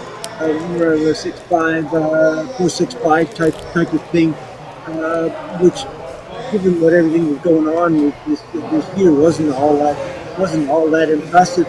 And again, he's a lot like Parsons in you get to decide where you're going to play him. 260, 6'5", 260 is awfully big for an inside linebacker. He's a prototype outside linebacker. He can play both 4-3 and a 3-4. He can rush the passer. He can cover. Nice all-around player. Again, you have to decide you want to make him an outside linebacker. With pass rush responsibilities, or you're going to make him an inside guy. He can do both. Just figure out where he's going to play. But of those 3 guys, I mean, he would be my first choice. I think Davis of Kentucky is a pure prototype middle linebacker. He's not that big. He's 235. But good speed, good range, and is between the tackles kind of a guy. J.O.K. is the smaller guy. That's what kind of worries me about him a little bit. But very fast, very athletic. I don't think he's going to get in the range of the Packers, but certainly, Collins or Jasmine Davis could be there. And then maybe one of those kind of a thing. Say to yourself, you'd love either guy. You'll sit there until at least one of them comes off the board. When one comes off the board, then you start doing your where you're going to go and all that sort of stuff. Both very, very good players, though, and if you could get one, I think you'd be very happy with it. now at 13, 14, and 15, did you think kind of the projection would be the Chargers taking Rashawn Slater, the tackle from Northwestern? That's a lock. Then And Minnesota if not, taking Minnesota will take him instantly. possibly No, that I tackle hope from not, USC. I got a wager Tucker. that the Vikings are going to go defense. They're A gonna prop take bet. Barmore. Well, I don't know. I just had They a might go prop bet offensive that tackle. they need such help defensively. They were so bad last year. Plus, I need your help on this. The prop bet on the Packers going offense or defense. I would say defense. Would but you? I'm not on your boat where you're saying I don't that have today, any idea. You and Colin are saying today didn't have any impact on what they'll None. do. Zero. I think it might. right. So I think they take defense or wide receiver. I hope they don't take wide receiver, but if today had any Elijah Moore? impact, Elijah Moore, Bateman, whoever's there. I Okay. don't think they should. I think No, they should I'm go with the asking corner. because I don't know. I don't know either. Who knows? I don't think anybody knows Yeah. if they go offense or defense. Right. He's gone defense, what? Gary, and he's gone defense Well, two of other the than last Love. 3 years, Yeah. other than Love. Other than Love. Yeah. Yeah, no, San Diego, or excuse me, the Chargers, everything I read was that they were going to take the lineman from Northwestern if You he was want to protect available. the quarterback, then you can go Vikings with the USC lineman. USC lineman, right? Offensive lineman, I don't want that. That Yeah, costs me money. I think How that's can you happening. be so negative to Get my the financial wallet benefit? out. Pay the man. Tell me the top defensive player available. Well, they could go. They always go corner, right? That's the Minnesota Nah, way but to that's go corner. But I don't think they could go with a linebacker from Notre Dame. That right, we've been but we're talking. really hurt because the top defensive guys are gone. The 2 cornerbacks and Right, yeah. Parsons, Surtain, right? yeah, Surtain. This draft Horn, is working out for Parsons. New England because Yeah. the Alabama quarterback Yes. is Yeah. falling right to 15. Yeah. mentioned one guy for defense. Yeah. They're Clayton Kay, the defensive end from Michigan, possibility not for the Chargers, but maybe for the Minnesota Vikings. I mean, he had to be going. He's a great defensive coach, and he had to be going horrible last year. Now maybe it wasn't got no practice, but Zimmer had to be going crazy. Yeah, they take defense every year too in the draft. They like the Packers in the draft a lot of the time, where they're just taking defense. So, well, I hope you're right. Otherwise, my kids aren't getting a present for Christmas this year. It seemed like a lock. Minnesota had to take defense. Well, they got to protect Kirk too, because Kirk's not very mobile. He's got to stay in the pocket to be effective. All right, we'll see. Yeah, we will. Chargers, have they announced the offensive lineman from Northwestern yet? That's a lock. I could have bet live. You can bet live. I would have bet live on that. Yeah. I'm too busy doing this show. It's affecting my bottom line. You can just give us your locks. Just, I don't. This would be my lock. If I could have gone to bet live, I would have picked this. Well, last year, so you know how they do like the mock draft challenge every year on NFL.com? Last year's like the first year I ever did it, and I started 8 for 8, which was ridiculous. Well, you got big money if you made the pick on the third pick. Right. You bet 100, I think you got like 250 because they were leaning toward the Alabama. On Trey Lance, right. Yeah, they were on Mac Jones. Mac Jones was the favorite to go to San Francisco for the whole week. But I don't understand, what was the point of the 49ers lying and talking about? Who were they smokescreening? Yes. Nobody's going to take him. Yeah, Colin, do you have any thought on that? What was the deal with, why wouldn't the 49ers say who they were going to take? Yeah, it was, it's crazy. As you said, who are you trying to fool? Nobody. That's so pointless. Right? Nobody's going to take him. And they're probably sitting in the draft room right now being like, we got him. We got him. They thought we were taking Mac Jones. Look at them. It's like... that was odd. But other than that, if they actually were going to take Mac Jones, and then they were so impressed by the kid that... Unless they were assured that Aaron Rodgers would be traded. Who is it, Slater? Yeah. Rashawn Slater, most likely. And that's who it is. There it is. Free money. Lock of the century. If I didn't have to do this show, I would have just won money on that. Live betting. All right, now. Isn't that hypothetical? Hold on. Isn't that hypothetical? I would go Elijah Vera Tucker. This is, what do you think, Colin? Yeah. Is that all right, now we got to, maybe I need to, what I need to do now is to have a hedge on the defensive guy. If they take an offensive guy, who would they take? I don't know. Who's out there? The USC, right? USC the offensive USC lineman. lineman. Vera Tucker. Elijah Vera Tucker from the offensive line, or Quiddy Pay, the defensive end. I mean, those would be the two logical choices here. Talk about your draft going by the numbers. The first 13 guys off the board are the first 13 guys we have on our list. Probably the first 13 guys on a lot of lists. We've had some surprises, but so far, other than maybe JT Horn going a little earlier than a couple of picks earlier than we thought, it has been pretty much by the numbers kind of a thing. So let's see how it goes the rest of the way here. I also have a certain number of offensive players. I need 19 offensive players in the first being round. taken in the first round. Well, I think you'll get that. Well, it's right on the edge. All right, let's see what we got here. What's going on now? Yeah, in the early drafts, Barmore seemed to be going to the Vikings at this spot, but and I could understand that because he really those bowl games he was terrific, but his stock has kind of gone down since. Is that your read, Colin? Yeah, and I don't quite understand that, why it's been all over the place. I mean, he's a big kid. He ran really, really well at their pro day. He was super productive on the field, and you kind of wonder why he isn't in the discussion now, middle of the first round. But he seems to be more into the first round, or early second. And to be honest with you, I'm not quite sure what the problem is there. Yeah, and it's interesting because that position is so weak this year in the draft. I mean, the draft is stacked at every position, it seems, except that defensive line. So it is interesting. You would think somebody would take him because they're not going to be able to find a guy like him in the late second or third round. Are we at the 14th pick? We are, yeah. Minnesota's on the clock. They have 2 minutes. We're at DJs Goalpost out in Menominee Falls on Appleton Avenue. Don Matovich has us out here with all of his memorabilia lighted up nicely. We got some Rogers signed jerseys. The new piece of the week is Brett Favre basically taking over Dan Marino's record, signed by Brett Favre and Greg Jennings. Food's really good. Homer's got some cheese curds that have been sitting here. He's got to eat them soon. I can't eat them while I'm doing the show. You can eat it. Can you? Yeah. I mean, it's up to John to make the final decision, but it looks like he's got some food as well. So, I think that's fair Rashad game. Bateman, over or under pick number 28? It's a lot of pressure.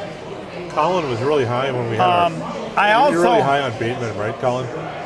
Are you? Well, I'm watching this. We got a trade. The Jets have now moved up with to number 14, replacing Minnesota. So there you go. What's the team? The New York Jets. New York Jets have traded with Minnesota for the 14th pick. And Colin, who do you think they're targeting? Boy, that's an That's a tough one. interesting. Well, that may mean the Vikings want a defensive guy, and it wasn't worth going. What now. was your bet? Was it pick 14 or was it Minnesota? Vikings Okay, first 'cause pick. that could have been bad beat. If that was traded, you had pick 14 being a No, bet. Vikings first pick. Yeah, this is interesting now. Do they trade up to get a defensive guy Is it Craig Newsom? this early? I that might think be a they little trade early. up to get the lineman you're talking about from USC. Does No, that I make sense? think John's right. They were always looking at a corner to pair in late, but they have a late. Somebody had to get in front of New England. And I think New England was looking at quarterback and cornerback. Those were the things. So. Well, the Jets had pick 23, so they shipped 23. It's not like they had a second round pick that they're giving away here. So, I mean, they like a guy that they think has fallen too far, you would assume. Well, I do know this. I want it to be an offensive player. I thought it was for the Minnesota pick. But now that Minnesota's not taking the selection, Oh, I see. Yeah, you all those guys. everybody should be offense except Minnesota. Yeah, I would look at Vera Tucker there as a possibility, but you know the Jets are coming up to 25. They're a good offensive lineman at that point in time. You know, who are you coming up to get here that you weren't going to get at 25? I'm not 100% sure what's going on here. Pick is in. Unless it's, so I guess we'll unless find it's out. JOK, something like that but that's pretty high. That's why I trade. I think he'd still be there at 23 or 25. Where were they? 23. It doesn't make sense, but they don't make sense. It's true. It is the Jets. It is the Jets. Would it surprise you to see them take Mac Jones as well, even though they took Zach Wilson? Nothing. Nothing. As a trade piece, who knows? Who knows what they do? Just to run. Well, okay. Let me throw this out. Who's next on the clock? Yeah, New England. We're going to take it from New Who are England. they taking? Yeah. Mac Jones. Do you take Mac Jones here for the Jets to rob the Patriots of a quarterback? No, It'd be there's crazy, there's somebody they clearly like to move up that many spots. I think Aaron Rodgers is a Jet, and this is the Packers pick right Yeah, now. that's Right, there we go. Every move is Aaron Rodgers associated. Aaron Rodgers is. Talk about starting a rivalry, though. If you deprive your AFC East, I don't want to say rival, but Yeah, Colin, I apologize in advance Are for you- focusing on Aaron Rodgers tonight. No, Please. I've now accepted it. Every pick unbelievable. has an Aaron Rodgers possible connection. Now I hope Anderson Cooper gets the Jeopardy host position. When I saw that this afternoon, I said, "Oh my gosh, that's the Packers. That's all we're going to talk about tonight." So, yeah, no. Oh, it's just. It actually appears that the Rodgers discussion is toned down. I mean, there's really nothing to it unless he's traded. Well, if they, Well, there's probably not much more to say. right. you can't. If Seattle played the Russell Wilson really well, they just let everything go and then it kind of died. And that's what I think they're going to do with. Right. The difference is the way Rodgers has handled it versus the way Wilson did. Wilson went, well, if you're going to trade me, here's my choice. Give me to Chicago, right? Rodgers has it. When Rodgers signs or comes, he'll say, I don't know what you're talking about. I never said anything. There's no.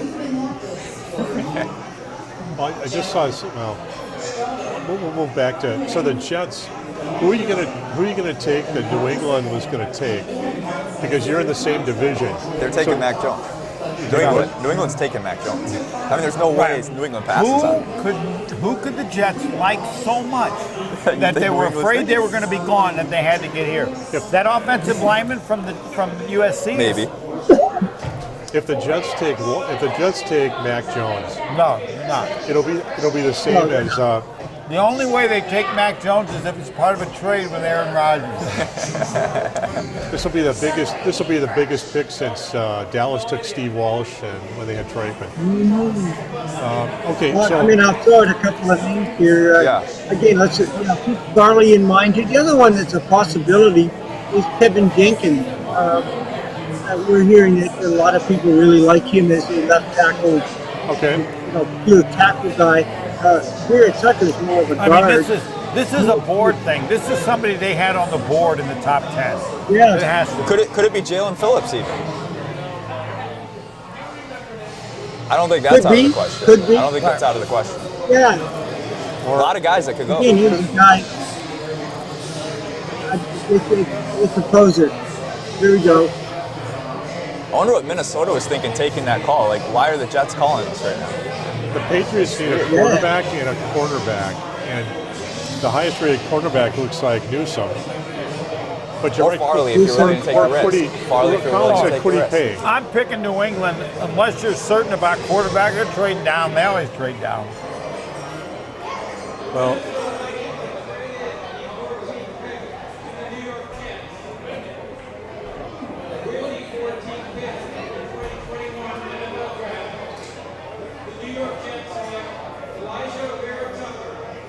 so yeah, the guy from USC. I nailed it. I'm on a roll. I mean, very nice player, but is he worth trading up? I don't know the details of the trade. Is he worth trading up from 25 to 15 or 14? They want to protect their young quarterback now, obviously, but no. The answer is. But Darisaw might have been there at 25. I think there was another. They don't see anybody at his level. This was a guy they must have had for that move. They had to have him in the top 10 of their draft board. Had to. Yeah. There were a lot of teams that apparently were. Certainly, he's the top guy on our board right now. But you kind of would have thought Tevin Jenkins was there. Darisaw might have been there.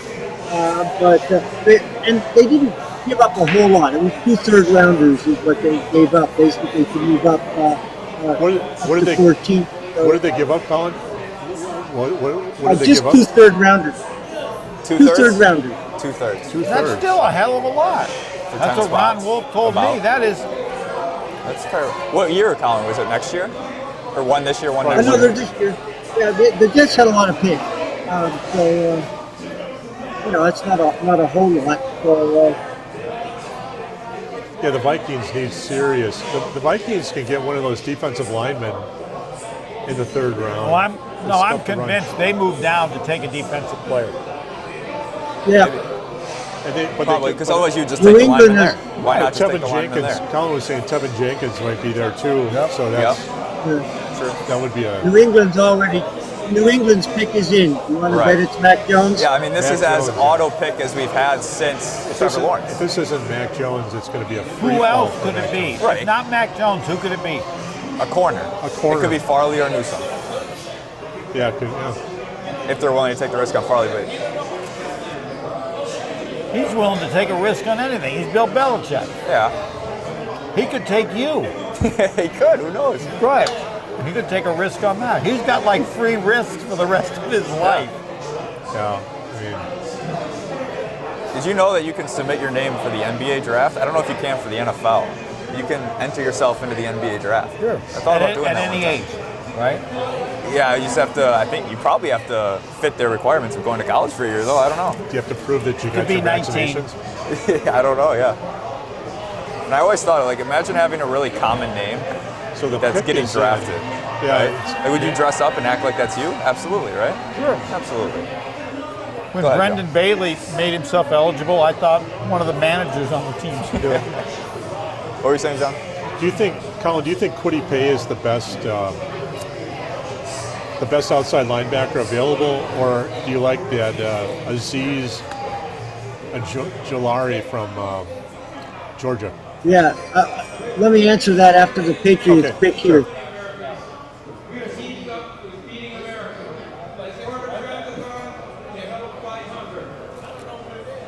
I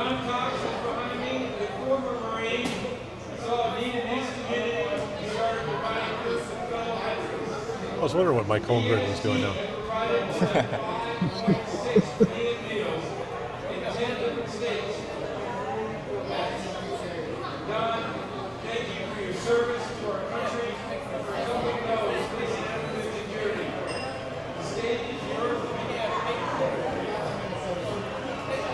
They just want to make Belichick wait. Mm-hmm. You think it's Mac Jones? Yeah. Oh, gotta be. Fast.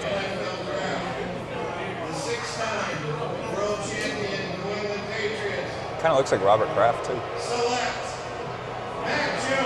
Mac Jones. There it is. Who? So system quarterback is what he's been kind of listed as at the Alabama. So it goes to system, arguably a system in New England with Belichick. So it'll be interesting. He was, 185 sooner than Tom Brady? Wasn't Brady 200? Yeah, Brady. Yeah. Well, the name escapes me. Who was the baseball player for the Yankees who was the quarterback for Michigan about that time? Chad Henning. Yeah. Henning seemed to be better than Brady. Yeah. It just, but it sure didn't turn No, out he that was a way. better athlete. Yeah. Yeah. Fabulous athlete. Well, that's any more quarterbacks that you think are going to go in the first round, or do you think maybe a Davis That's Mills, a big prop bet Salem? too. 5.5 is huge. I don't see how there can be enough. 5 have been taken now, right? Colin, any other? Well, it just depends on if teams are, how desperate they are, how comfortable they are. You have Davis Mills, you got Kellen Mond of Texas A&M. A lot of people like him. You got Kyle Trask of Florida, who put up absolutely phenomenal numbers down there with Pitts and some of those guys. He's not a very athletic guy, but I mean, every time you watched him, I mean, the kid just threw the ball. I mean, he put 46 points on the Alabama defense in the conference championship game. So you have 3 guys that if a team, was and there are a number of teams, New Orleans and several others that have some quarterback issues, particularly down the road. So you got 3 guys there who are interesting enough prospects anyway. Probably if they don't go in the end of the first round, they're going to go reasonably quickly within the second game. Yeah. Some teams possibly that are left that could draft a quarterback. Washington and Indianapolis are the 2 that stick Yes. out that could draft a quarterback. Should they? I don't think so, but they could. So we'll see. Steve the Homer is going to be leaving us, it looks like, so thanks to him for coming on, and Pip might be rejoining us, it looks like. But Cardinals pick is in. I have no idea who they would pick here. I think a cornerback. Would it be Newsom here? Could be Newsom, or it all depends on Well, what it teams could think be of a- Farley.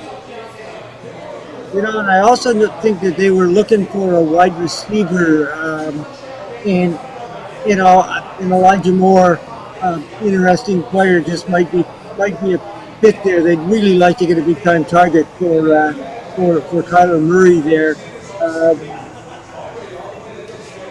Hard to know. Hard to know. Right? It's not a perfect fit right now for them. But obviously they didn't waste any time, so they must like who they picked. Yeah, wide receivers left is Moore and then Bateman, right? Am I missing one? Well, Bateman would be a possibility too, I would think. Yeah. I think that's really it. I think they're trying to pick up the pace because Aaron Rodgers is going to have a press conference later today, so they're trying to get this draft thing on moving. And the whole, you see the Rams bought like a house for their draft day prep, and they don't even have a first round pick. Right. So they're just chilling or what? I mean, that's funny to me. Well, that was an interesting take. Some of the teams thought that we didn't get a chance to look at these guys firsthand. So there's a big unknown. Yeah. So let's trade as many of these picks away for people we know of who are vets. And Colin, this is interesting. A lot of things that I read, and you verified this, that you thought that this was a deep draft where there was 300 players. Sometimes you have trouble with getting 225. Thanks, over. Vikings defense, we good? Yeah. All right, and now the other one. Who's the first running back to be taken? I got the guy from Clemson going first, ATN. Or Najee Harris. Well, no, Harris is. But I'm this. Yeah, Homer. I'm getting good money on ATN. You've got Etienne, yeah. I think he's got a chance, right? Okay. Oh, he definitely has a chance. And then most importantly, Packers offense or defense? You're not responsible. I'm going defense. You're going defense? I'm going defense. Corner specific. Okay. Whatever Aaron wants. Colin says defense as well. My thought. Just so he won't be angry anymore. So, yeah. All right. See you, Homer. Thanks for coming. We welcome Pitt back on. Yeah. Sorry, Colin, back to the... Yeah. Anyway, Gutekunst said the other day that this was he thought there was only about 175 players in this one, and it was really shortchanged this year. And I thought it could possibly, the explanation might be that he just hasn't had time to look at all of them. Well, I got some bad news for you guys. Oh, David Collins off the board to Arizona. Wow. That was the first guy I took my first mock draft for the Packers. That was the guy that I thought would be perfect. I had when you stay put, man. You got to get proactive. By the way, how do you follow Homer? Oh, you can follow Homer. You think? Oh, absolutely. He's the man. You're Tom Pittman. You guys are making magic. With Colin, it's the best. I had Newsome fall to me in my mock draft simulation, whatever. I don't even know the algorithm on that, but I think if Newsome's there, that's a smash pick for the Packers. Yeah, Zaven Collins, you're right. The only thing he doesn't have is top-end speed, but he can guard people in space. He's got size. He can blitz from multiple positions. Yeah. He can cover.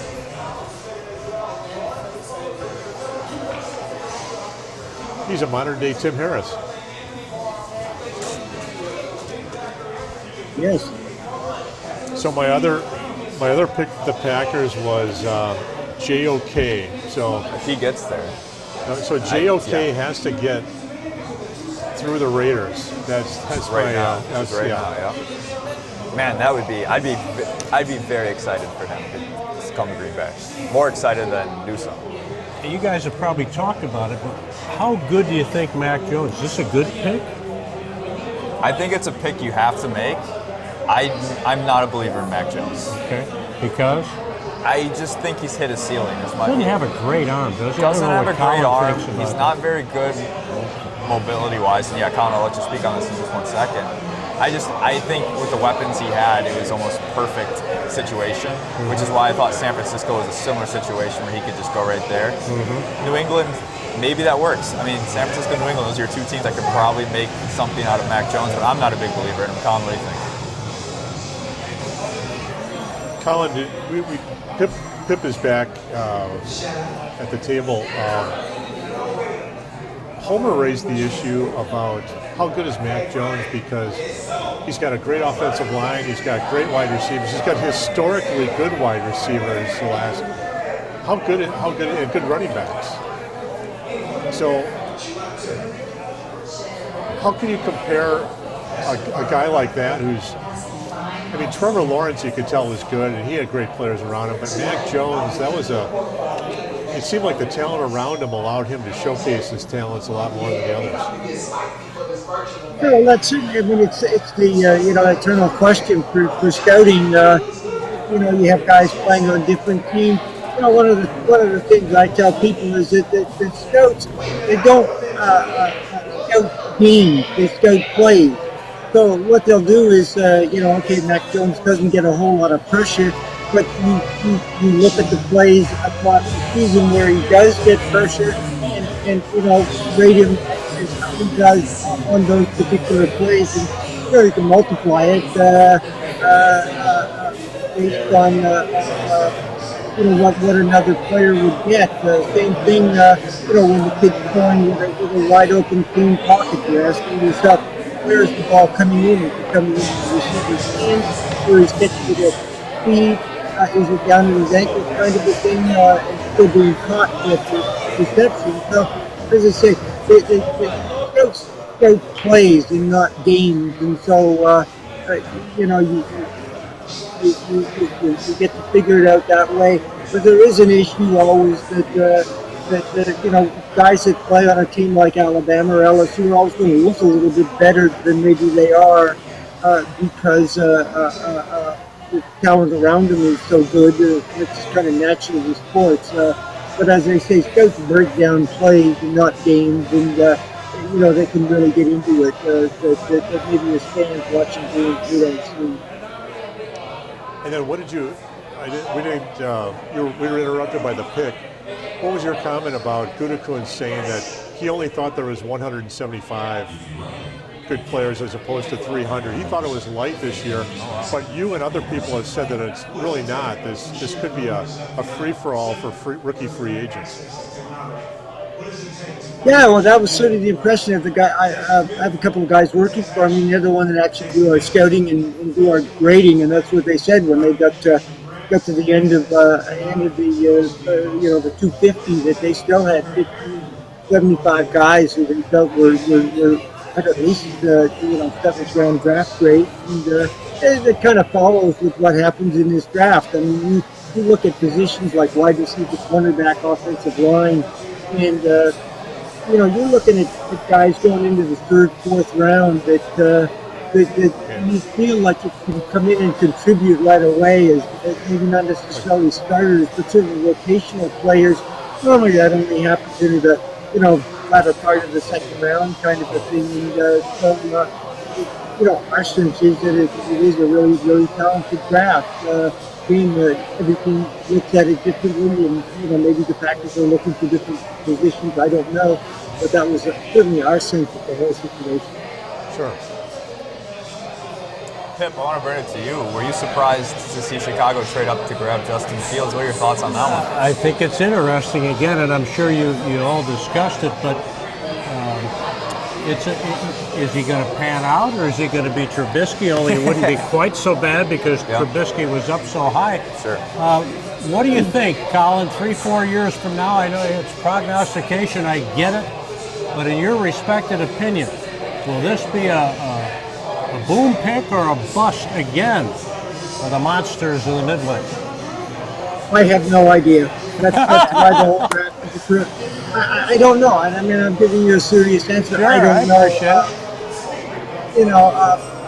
50% chance of the kid taken at that level will turn out to be a really good player. 50% chance of the bust, and you just have to get him on and see what's there. There's a lot to work with. There's a lot to like, but we'll have to wait and see. Alex Leatherwood to Las Vegas with the 17th pick overall. Wow. Well, that's he good. Wasn't even all that highly. That's good news. That's somebody that's falling. I watched the pro day down at Alabama, and he's a really good player, but very unathletic. Yeah. He was just like, who is that guy in the back? It just looked like one of the guys that showed up, and it was Alex Leatherwood. I thought, wow. And Darrisaw was still on the board too. I thought Darrisaw was a better prospect than Leatherwood. Yeah, yes. I mean, that surprises me. Why wouldn't you think you would trade back? You'd trade back a little bit if you liked him. Yeah. Surprising pick. Yeah. Well, he's very good player, a versatile guy, played left tackle, right tackle. Probably projects to offensive guard at the next level. Again, hard to know where scouts are thinking, but the draft day world heading more in the mid-second round area, and was going in the wrong direction. So Raiders just usually do things on their march to the beat of their own drummer. Last year, the year before, they took Killer Farrell, defensive end from Clemson, way before anybody had him rated up around number 4. So we'll see. They get a very good player, versatile player. Probably step in and play right away. How much upside he had, it's hard to know. Yeah, that's a big positive for Green Bay. Hopefully, somebody falls, and the JOK in the next couple picks. I don't think the Giants need a linebacker. No. But right, Colin? I mean, you're our Giant expert. Yeah, I've been in two predicting. ways. I predicted from weeks ago that the Giants were gonna trade down if they couldn't get Devontae Smith and take an edge rusher. Either TJ or Jalen Phillips, or possibly even just Noah of Penn State. So the Dolphins. This is So the Dolphins were already picked earlier. They got Jalen Waddle.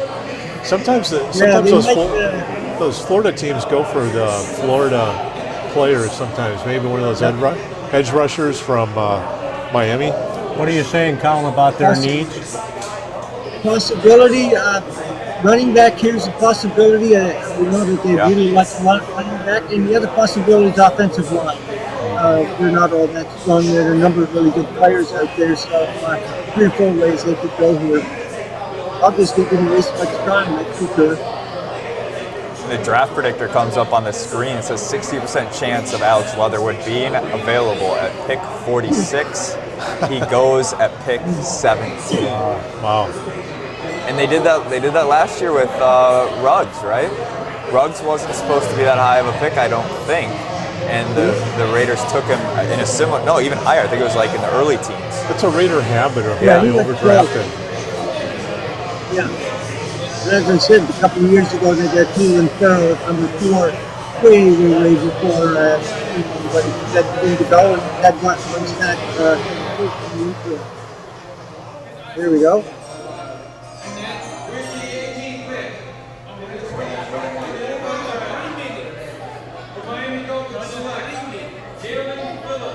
Okay, the edge rusher from Miami. Yeah. So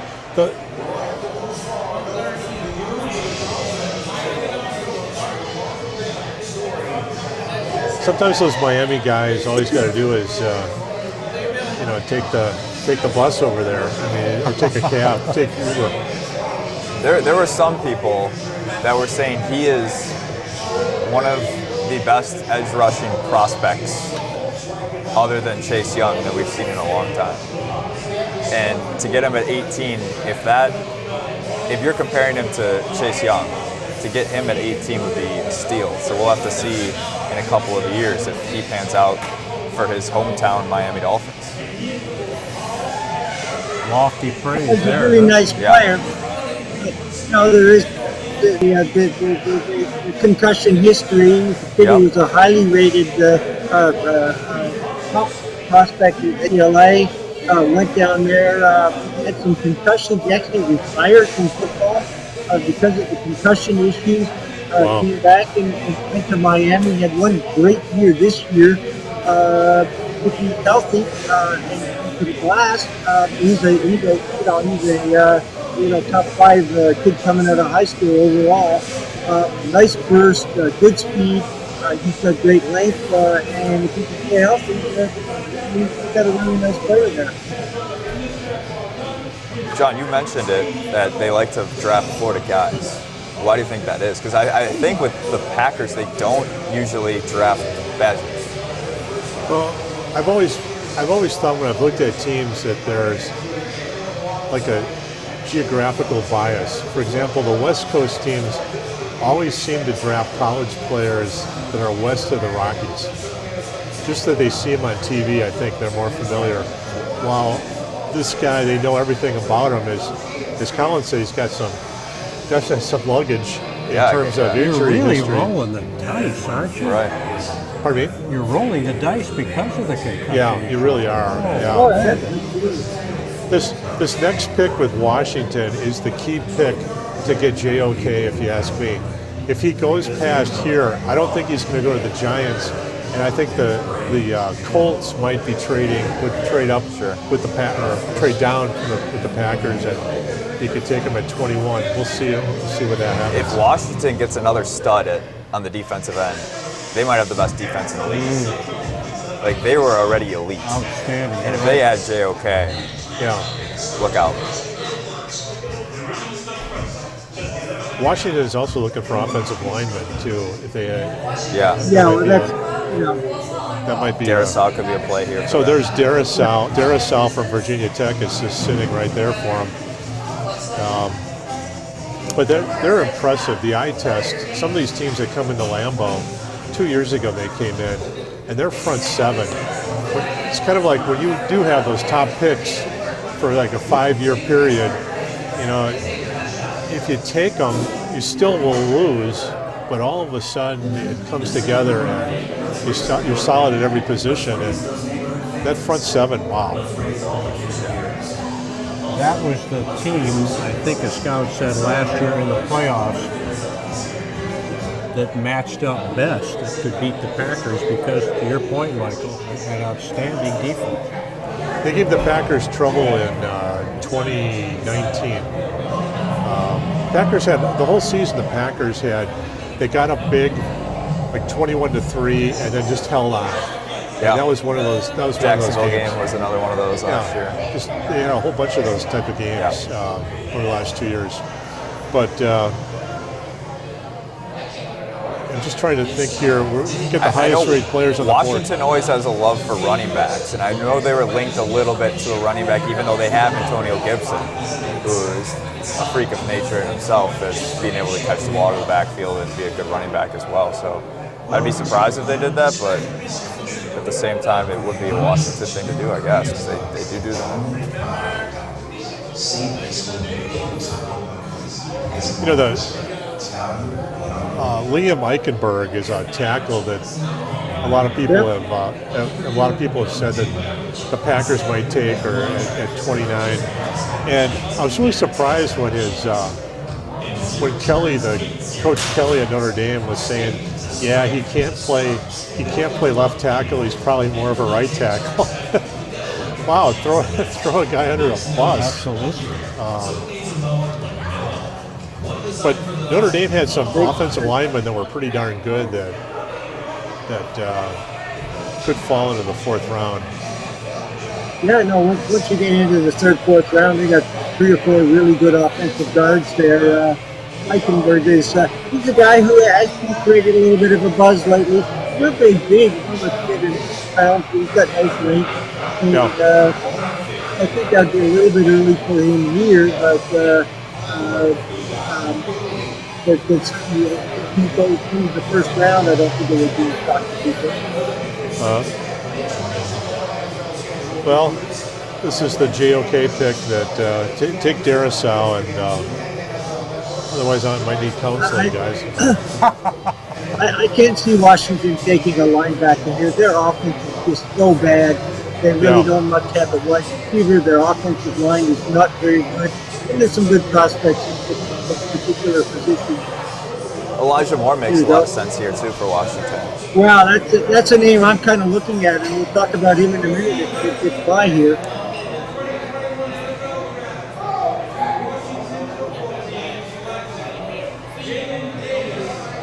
Okay. Davis. Wow, okay.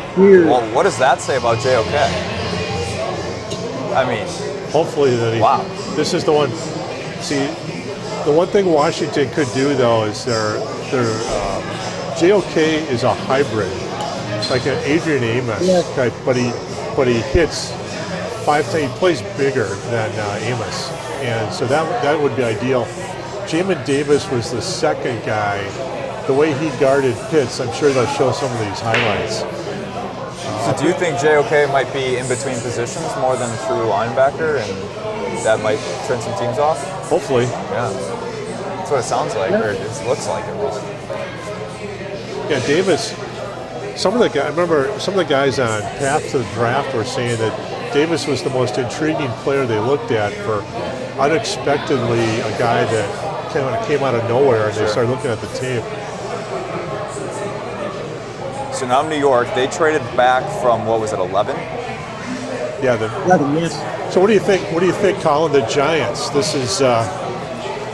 Well, my original thinking was that they were going to trade back and get a defensive end. And you do have Whitey K, you have Ola, you have Greg Musso from Miami.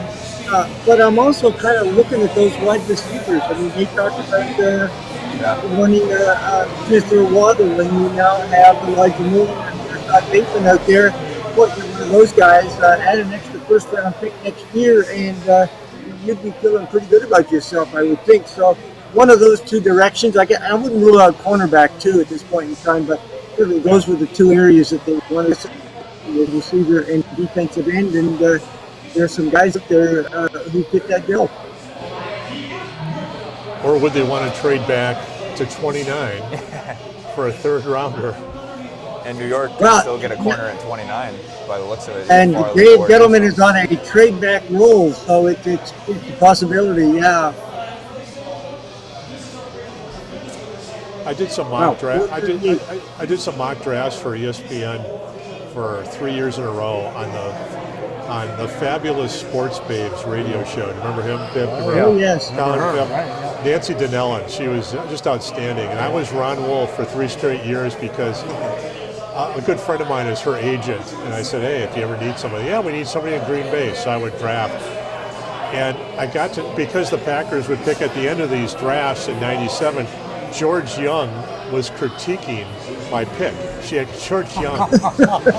So I took this defensive back because he was Packers, all he needed was a punt returner because Desmond Howard left. So I said, this guy, and I made my argument, and I said, so I crafted it, and as I tend to do, and pumped it up, and the Fabulous Sports Babe said, how can we get this guy to shut up in Milwaukee? This is unbelievable. And it's just a punt returner, defensive back and nickel back, and so she shut me off, and she shut me off the phone, and my sister was listening to it, and George Young goes, who was that guy, babe?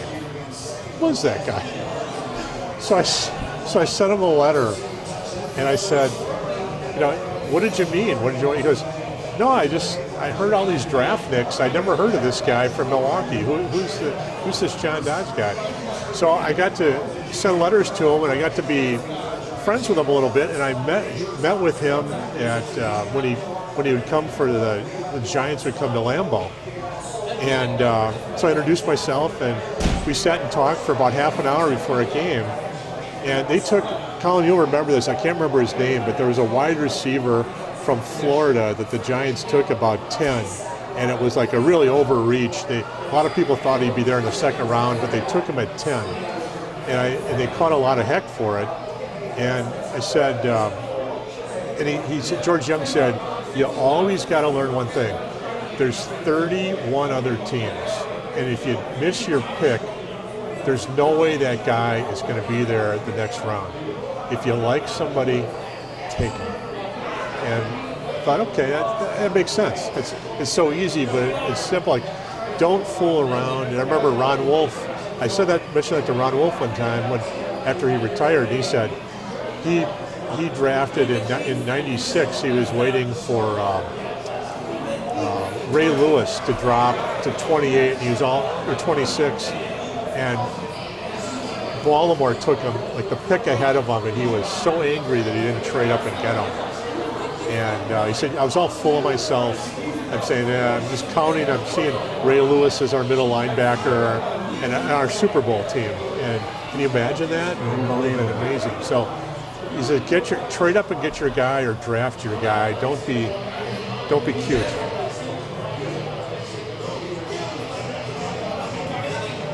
Giants here. The Giants, Colin, where do you think they go here?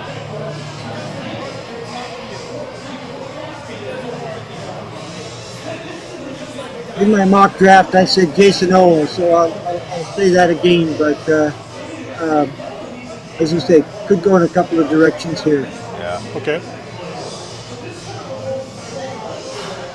So, Colin, what pick has surprised you the most so far? I guess J.C. Horn. Well, Leatherwood by the Raiders at 17. I don't think he was in there.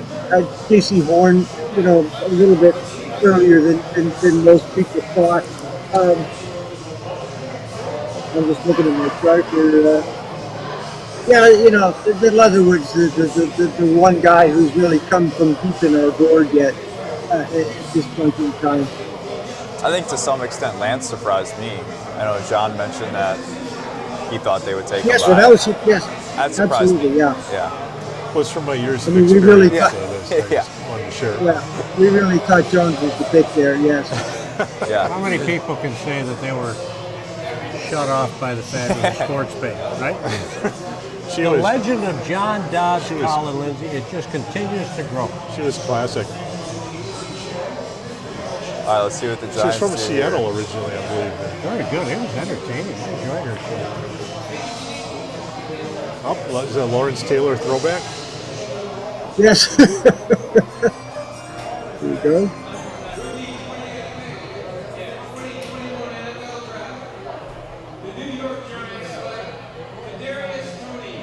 The wide receiver. Okay. That's interesting. It is very Yep. interesting with Elijah What- Moore and Bateman. I have a Packer source, and they said that they were really looking at him. They didn't know if he'd be there at 29, but the offensive player would be Tony. You know, I'm glad they didn't. And you know why? It might be me reading too much into it, but Kyle Pitts was on that offense, right? He got double teamed. Yes. Did that help Tony's numbers a lot? I think yes. Could I be reading too deep into it? Maybe. But I think It helped Kyle Pitts. Trask numbers. Yeah, and then Kyle Trask, yeah. So, I mean, I think Kyle Pitts helped him. Now, are there NFL players that will help him as well? Yes. But I think it might have inflated his draft stock a little bit. Just my thought. You like the pick, Colin? Love it. I mean, the whole process of trading back, getting an extra pick, and you know, Tony is again super fast kid. You know, gives you that big play threat. I don't think he's ever going to be a 80, 90 receptions a year type of guy. You know, first down maker, but he's going to be the potential to be a touchdown maker. And you know, the Giants already had a kind of a track team wide receiver core there. You put him out there with Golladay and Darius Slater, who was a very fast kid, and Ingram, who's a fast tight end, and Saquon Barkley, who's a fast running back. All of a sudden, you have one of the fastest receiver groups in the league. You know, I guess I counter to Mike and say that maybe if Pitts hadn't been there, that Tony would have put up better numbers. Obviously, would have seen a little bit more extra doubling, but Pitts was the guy they went to, and Tony was more the big play guy you went downfield to. So, I thought maybe Elijah Moore was going to be the sneaky pick there. Elijah Moore is very small, pretty much settled in as a slot guy, whereas with Tony. He's big enough that he can play inside, outside, move him all around.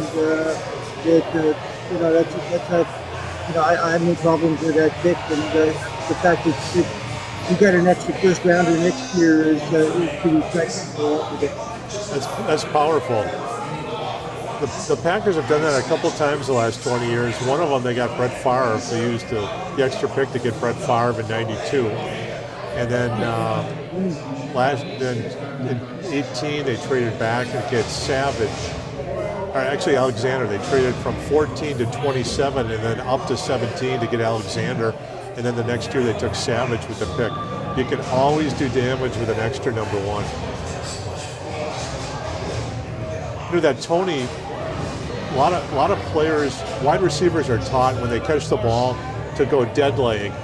And that's the thing that puts the toe down. They just go dead, just limp, and that puts it down automatically. They said Tony had a dead leg move when he'd go into piles. He'd go into piles, and all of a sudden it'd be a dead leg cut, and then one scout said, "I've never seen anything like it." His leg goes dead, and all of a sudden just goes from like Barry Sanders, whoop, just a super acceleration. Yeah, incredible Tony. So looking ahead to the Packers pick coming up here in about, 9 picks?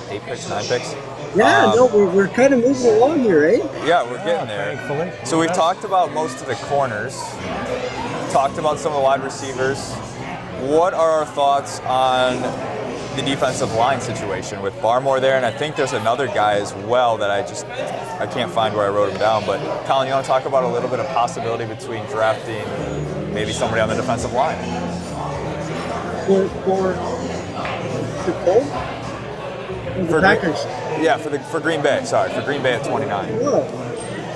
Yeah, I mean, if you want to look at some guy like Barmore, he'd certainly be a nice fit there. He's got the speed to play a defensive end, and on regular downs, and then keep inside if you go to a four-man front. Problem is they don't have a whole lot of depth. Other than Barmore, I'm struggling to come up with some names. And again, in terms of what we kind of know, there's some really, really good players look like they're going to be on the board at some of those other positions. I don't think Barmore is going to be a game changer as a pass rusher. Be more like a need victim. I think they have some other needs, but it certainly would be a possibility. But I would think that it could be going in another direction here, particularly in the secondary. Yeah, this is the spot where, using your draft trade chart, you can give up a third-round pick and go up from 29 to 21. And this is where, if the Colts want to get a running back or something, or an offensive lineman at 29. Well, they got Jonathan Taylor, so I doubt they get a running back. That's a point well taken. Offensive lineman then, offensive lineman. Darrisaw's still there. Yeah, Darrisaw's still there. But they're... Oh, you got Darrisaw, Tevin Jenkins, a couple of tackles there, and that's a pretty good situation. I think that was the Colts' biggest need. They've made their pick, obviously, because they're all shaking hands. Never understood that, why everybody gets up in the room and hugs and as if they beat somebody. We picked a guy. Okay, let's move. Particularly when it's a guy who's the obvious logical choice. But I've never understood that. Dallas was always the worst at that. You think they just won a championship, but anyway, the Colts pick is in, so we'll go from there. They're not trading with you, obviously, so we'll see when we end up there.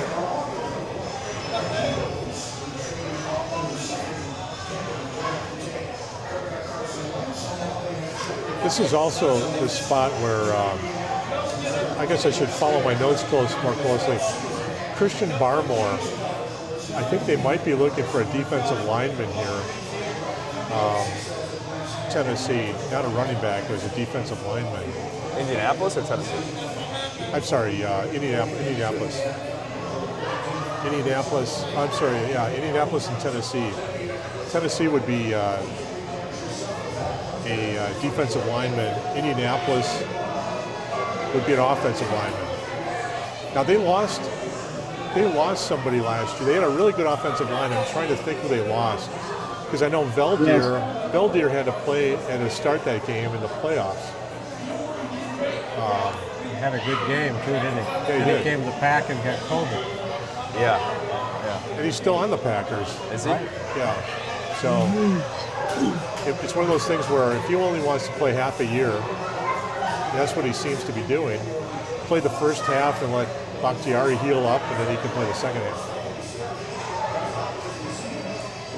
Pip, after the pick is announced, we had a question from a member at DJs Goalpost. Give us a good question about Aaron Rodgers versus Jordan Love. So I want to ask you that after the pick is announced. You bet.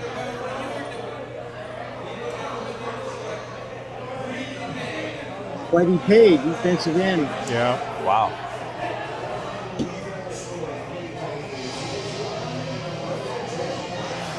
So Pip, before Colin goes ahead and tells us about Kwity, we had somebody ask us, if it came down to it, would you trade Jordan Love or Aaron Rodgers? What would be your response to that? If you had to do one.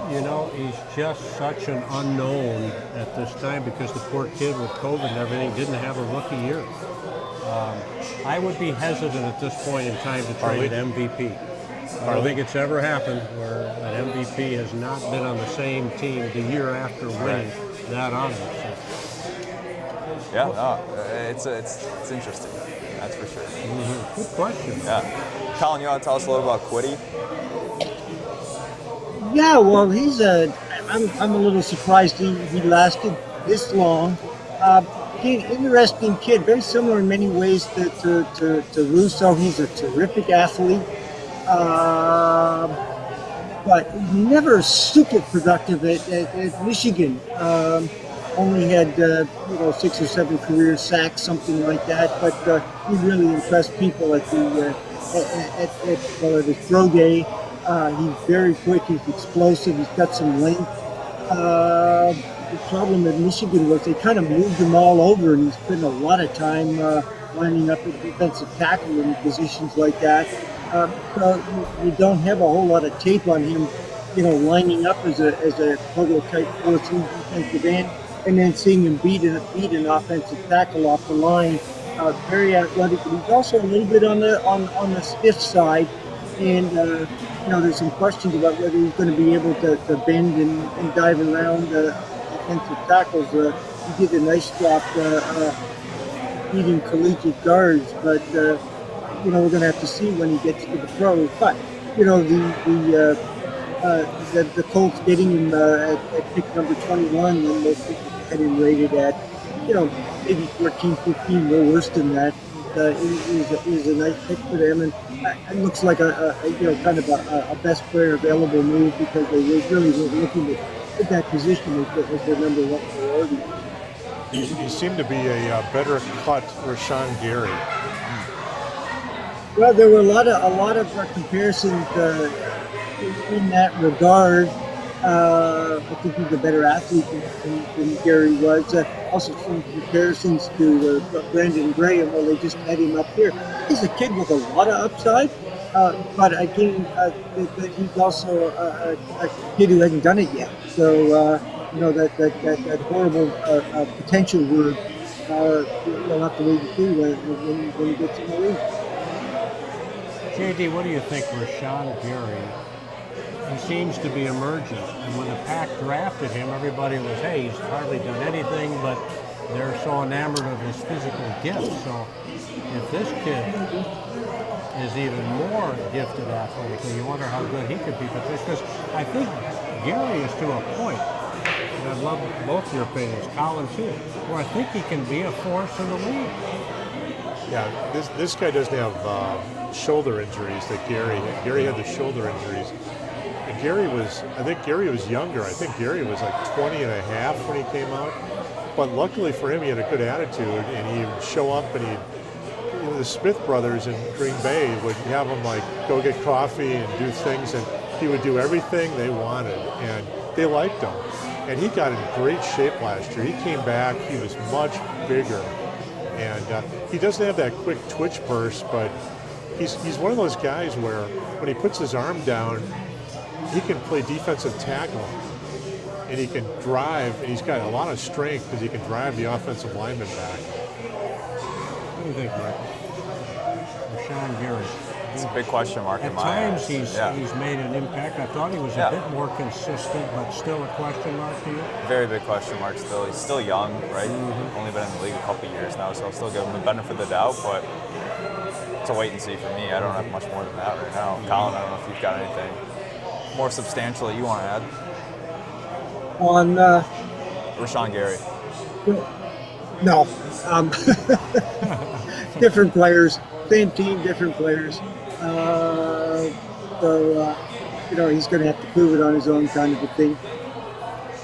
Colin, do the Packers, especially with Tampa Bay, we've talked about this ad infinitum, I think, probably tonight on the podcast. You look at Tampa Bay, and boy, they have linebackers who make hits, who tackle, who get all over the field. I know we discussed this to a degree.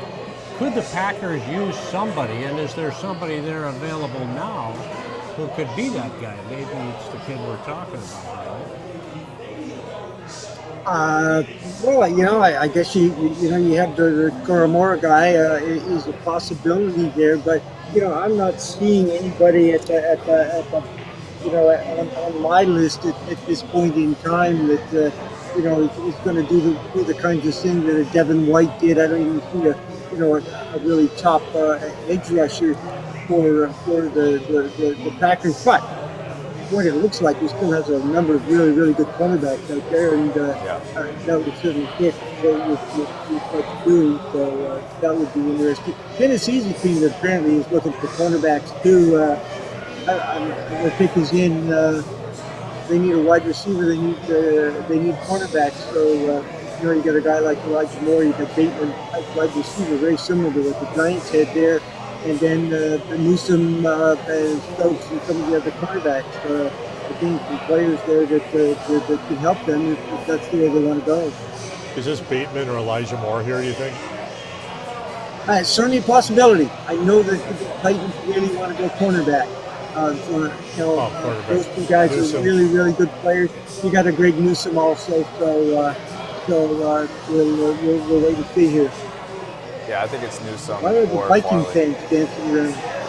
And then Minnesota's got to be licking their chops because Derisaw's still there, and they need an offensive lineman. Yes. So that'd be, I mean, they traded back, and they're probably going to take the USC lineman if they were to select what was that at 14. Yes. So, I mean, they're winning. That'd be a great draft for them in the first round, at least, if they were able to trade down and still get one of the top offensive linemen to protect Kirk. Yeah.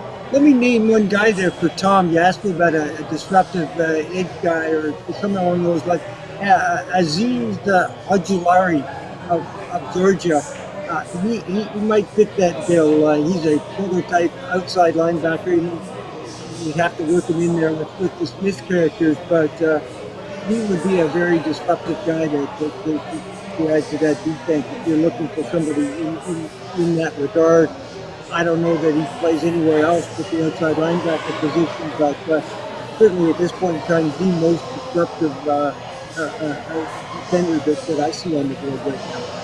Part of the reason that Colin Lindsay has become such an MVP on the Pippin Dodds Packers podcast with Michael Rachel from DJs Goalpost in Menominee Falls, and Colin from the Great Blue North Draft Report. We're grateful for our producer, Jason Ruck, being here at DJs. Our host had to go home a little bit early. I think he's with Don Matovich. He's been doing a lot of heavy lifting to make this place look as outstanding as it has. Well, I think Colin said, and he talked this a couple weeks ago, DB, at 29, thinking they'll get a good one. So maybe that's the route they'll go. Caleb Farley There goes goes one to of them. Tennessee. So, Farley was the question mark with his spine. So it's a bit of a risk, but he's got very good potential. Every now and then a team kind of does you a favor, and it takes a guy that you like, but boy, there's some luggage there. Yeah, it's almost like you'd rather pick the one that's left rather than having to make the decision. Yeah. Yeah, no, that's a very, very true, very true. Yeah, make the other guy make the choice, and then it's like, hey, that was the only one left for me, so I had to take him. Yeah. You feel sorry for this guy. I mean, he's alone.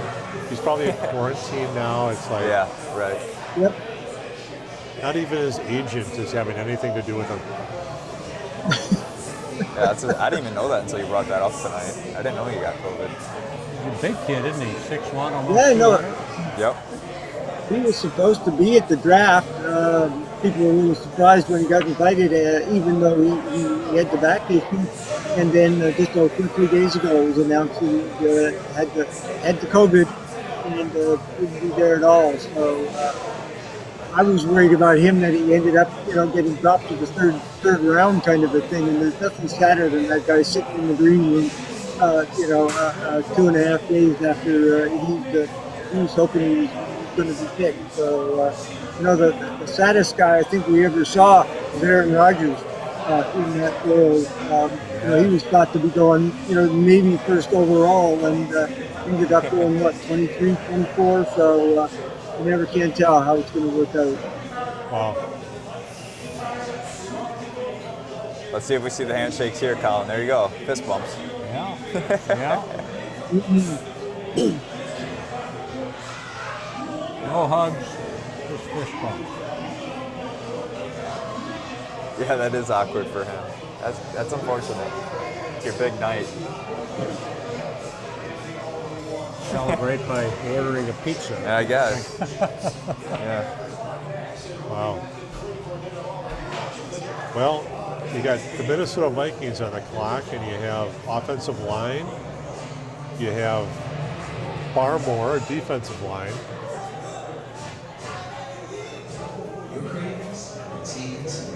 Oh, I got to imagine they're going offensive line here. I mean, this is a big issue for them.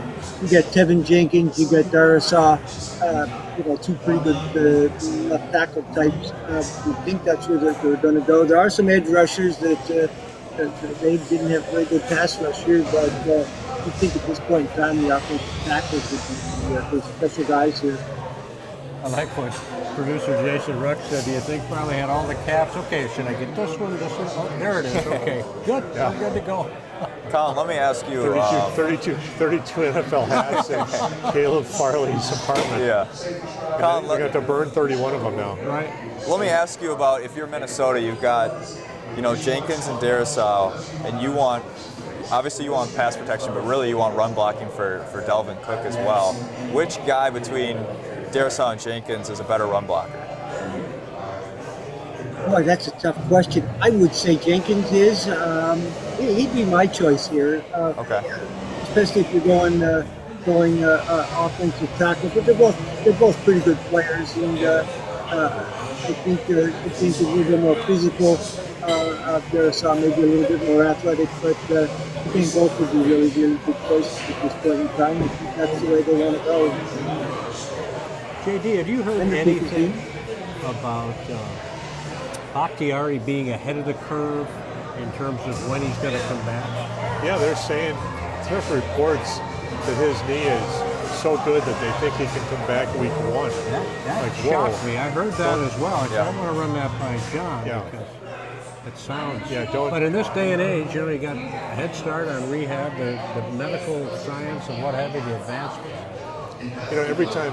Every time I watch Brian's song now, I don't cry at the end of it. I cry when they're operating on Sayer's knee. Thinking, oh my goodness, what were they doing to that poor guy? Right, exactly. It's just what they can do now. It's amazing. In the old days, and Colin, you remember this, if a guy had a meniscus tear, they took out everything. So he was bone on bone, right? Yeah, I mean, you got an ACL, you were done. Your career was over. So now it's amazing what people are at. Well, it's this pick, yeah. I agree with you guys. It's the offensive lineman probably. But then, if that's true, then the whole Packer draft kind of hinges on 24 because what Pittsburgh does. Because I've seen JOK going to Pittsburgh in mock drafts, and would they be willing to trade back to 29 for a 4th and a 5th, and then draft their running back at 29? Pick up a little bit more for the effort. Well, certainly a possibility. I mean, what we'd heard was that they really like Zayden Collins. He's off the board. The other choice was a run. Certainly, we're going to have to trust the running back. Doesn't look like anybody else taking the running back at that point. So that would make an interesting choice. Yeah. For the Packers if they want to go that way. I mean, it's certainly not very far to go at this point in time. At the end of the first round, if you really, really like the player, I'm a little surprised he's kind of lasted this long. So we'll see how it goes. Well, what's amazing about the tail end of the rounds is you look at Pittsburgh and Kansas City. Oh, they need to totally rebuild their offensive lines.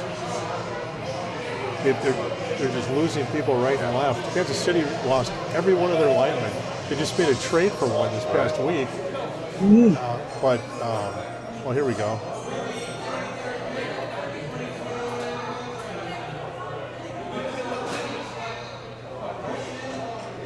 Christian Darisaw, there you go. Yep, there you go. That's a great first round for Minnesota. I mean, they were going to probably take an offensive lineman anyway, where they were. And they traded back, got some more draft capital, and they still get a very good offensive lineman. I think that's well done by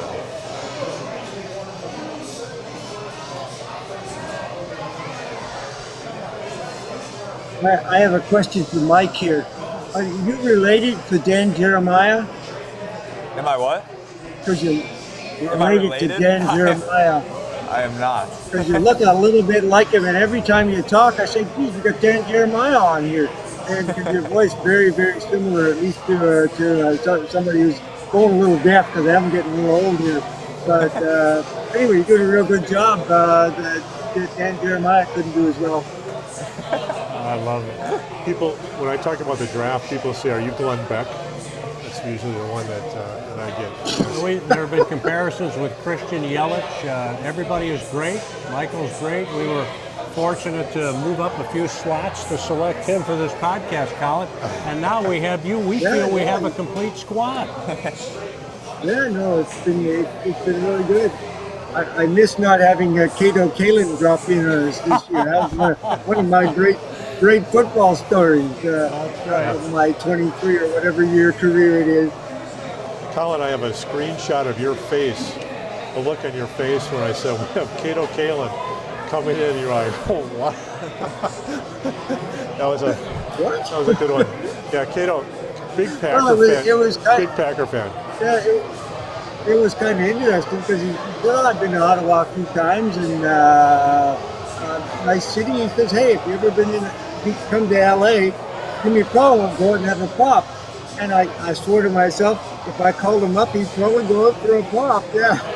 Right. Right. Yeah, he's very good. He went to high school at Nicolay High School here in Milwaukee, and he's very good friends with a good friend of mine. And he won one of.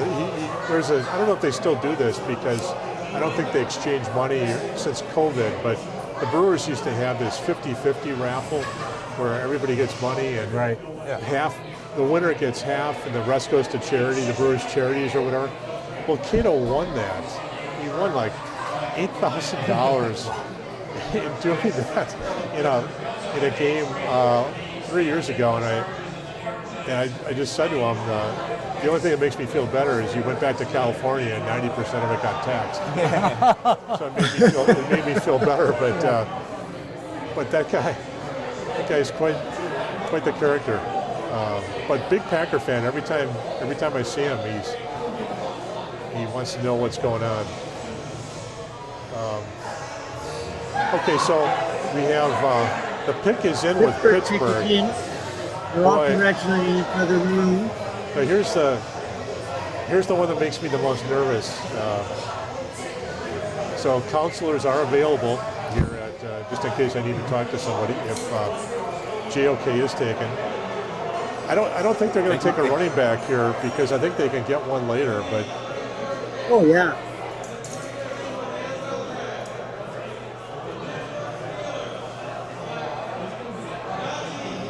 Nope, that's yours. And there's the running back. Whoa. Yeah, I'll be darned. That's a huge gain for Green Bay. Anytime a running back is taken in this draft, somebody good just falls. Yeah, exactly. And Homer, who was here, had a bet on Etienne being the first running back taken. So our thoughts are with him at this moment as Najee Harris goes before him. So, John, you want to be a little bit nervous now because I think if any team might jump you for Mora, might be Cleveland, 2 picks down the line. They're going to be interested in a linebacker, and if you want to trade with somebody, maybe you go up with Jacksonville now if you keep your guy kind of a thing. To New Orleans as well. I know they've been linked to wide receivers. They're in the market for they're probably looking at Newsome right now. Yeah. Going, whoa. Yeah. Well, if Newsome and JOK are there at 28, you're getting one, most likely. The Packers in 1995 took Craig Newsome. Right. I wondered, is there a relation? And there's no relation CR there. Craig? Because this is Craig is in CRAIG. Yeah, Craig. Right. No relation. And he was just a really solid player. And then he blew his knee in the first game of his second year, and was never the same. Well, then you have Asante Samuel Jr. in this draft, and his dad obviously played in the NFL. Yeah, it's always interesting. Colin, when I had my radio show, we would have baseball shows. The Brewers always liked it before the Brewers draft because I was the only one that was really cared about the baseball draft. Right, yeah, that's a 40 rounds. And my rule of thumb, the Brewer GM came on, Jack Sorensic, and I said, I know nothing about these guys because I can see films or tapes of some of the football guys, but the baseball guys. But one of the things I always look at is if their dads played in the league in baseball, that means they've been hitting curveballs out of a batting cage since they were 5. So I said, there's this guy, Prince Fielder, that I just, I look at the Alomars and I look at, the Griffeys and I look at all that. When in doubt, go with someone who's played. And I look at, you just said Asante Samuel, and his dad played. And, that kind of the same holds true where if you have a position player, he's going to teach his son the intricacies of, and Joe Horn, I'm sure, trained J.C. Horn in how to guard a wide receiver, or like little tips. Samuel's daddy was a pretty good player, wasn't he? Yeah, he was. So this is... Okay. So what do you guys think with the Niners pick? Because there are some who say if they don't hit on this, Shanahan may be around, but not so much the GM,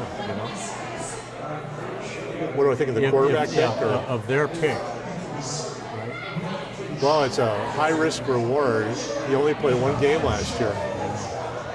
And boy, that North Dakota State, they have a lot of really nice players. They have an offensive tackle who's pretty good.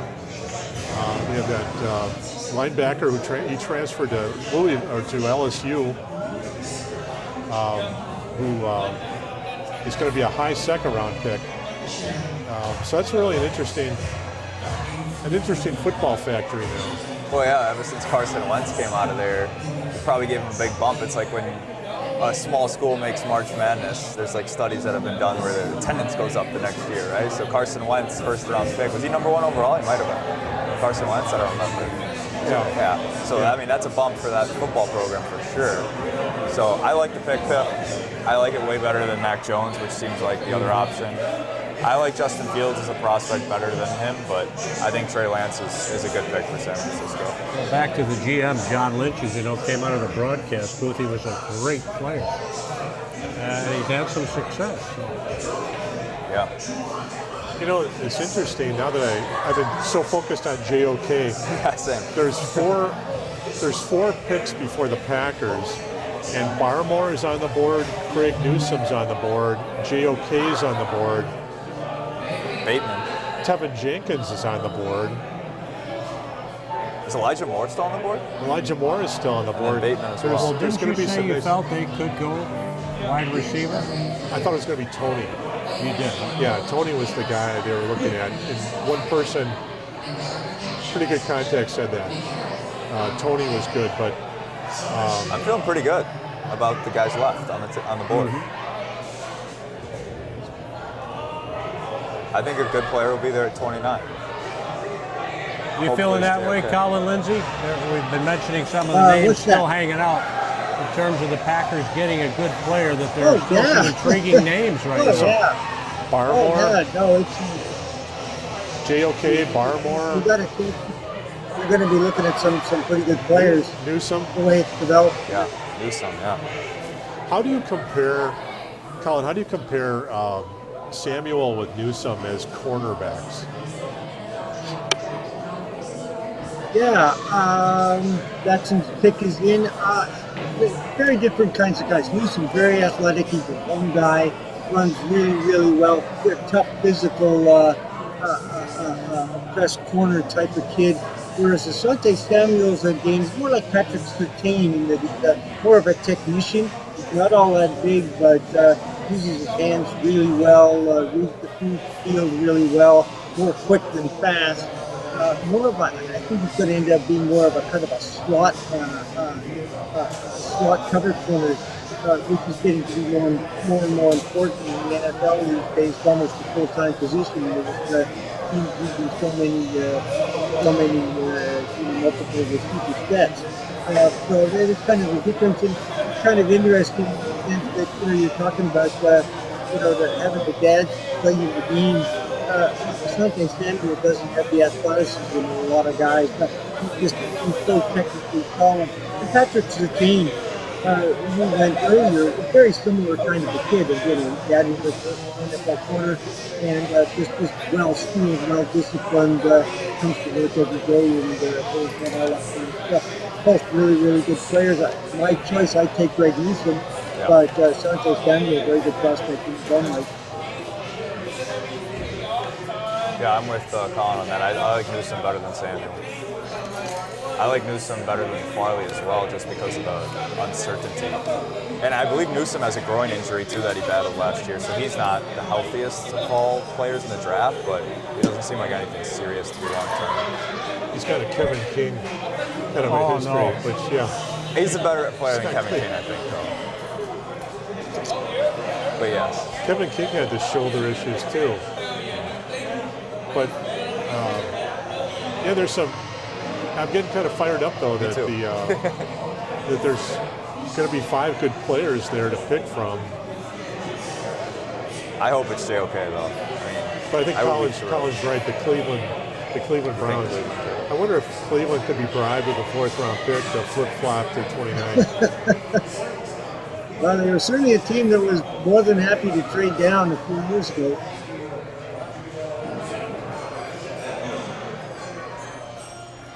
We've already gotten to the gimmicks part of the night, and we're only on pick 25.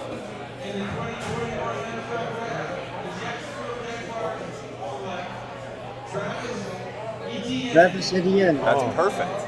That's even better. That's even better.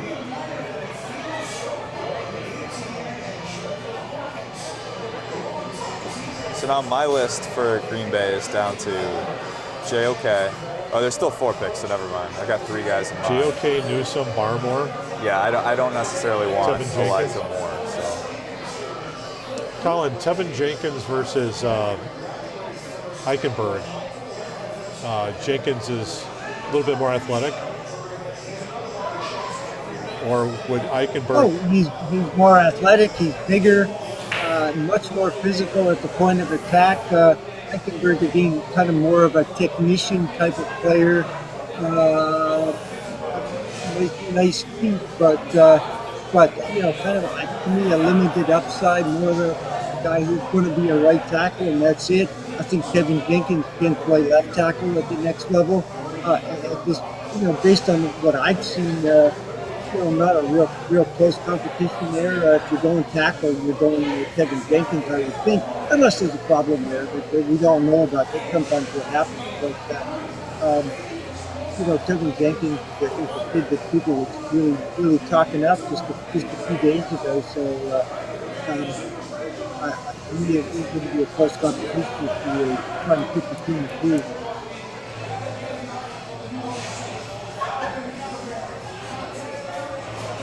I love the NFL comparisons. We're comparing a guy to Alvin Kamara right now. Like, they always compare him to the best of the best. And it's like, come on. Like, I get it, but I mean, he's not going to be Alvin Kamara most likely. Well, if it's Alvin Kamara running against the Green Bay Packers defense, then it's lights out. I think he's Gale Sayers, but better cutting ability. Yeah. That'd be bad. The David Montgomery one was always funny. I forgot exactly what it was, but it was like power of Adrian Peterson, speed of a really quick guy, and it was like, okay, we're just putting together like the all-time greatest running back if we could.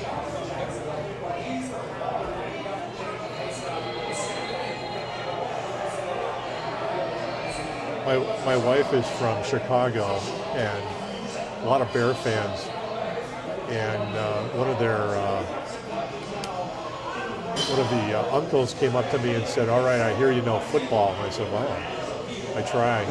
I said, "All right, who's the greatest player in NFL history, in your view? Who is it?" I said,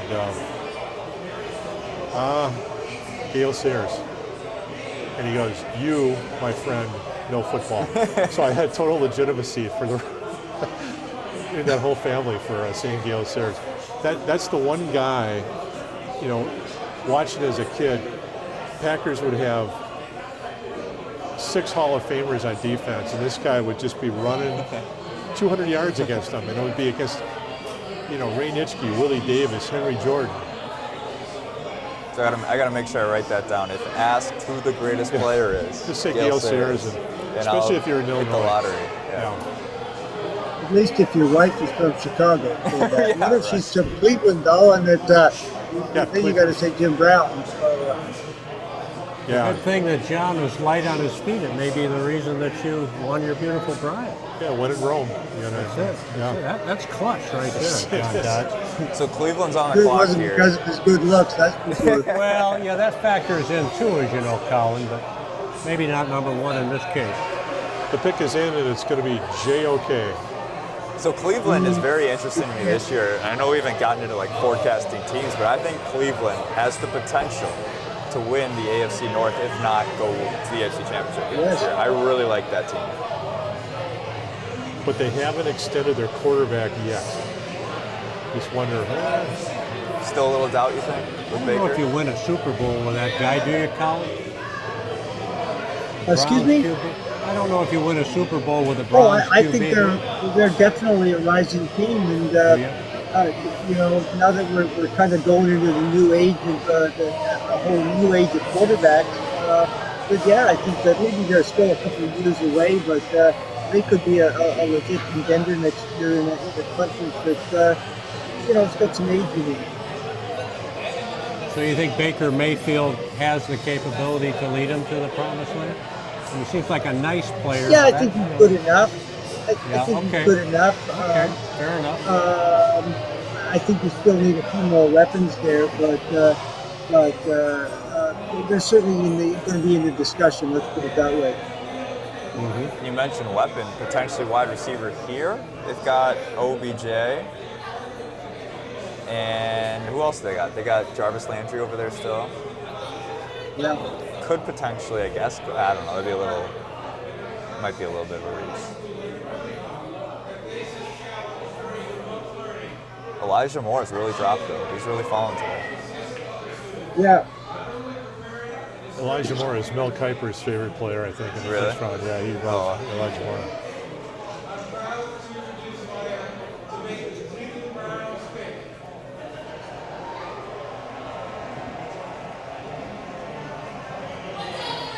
Right. You ready for this, John? Yeah. This could break your heart.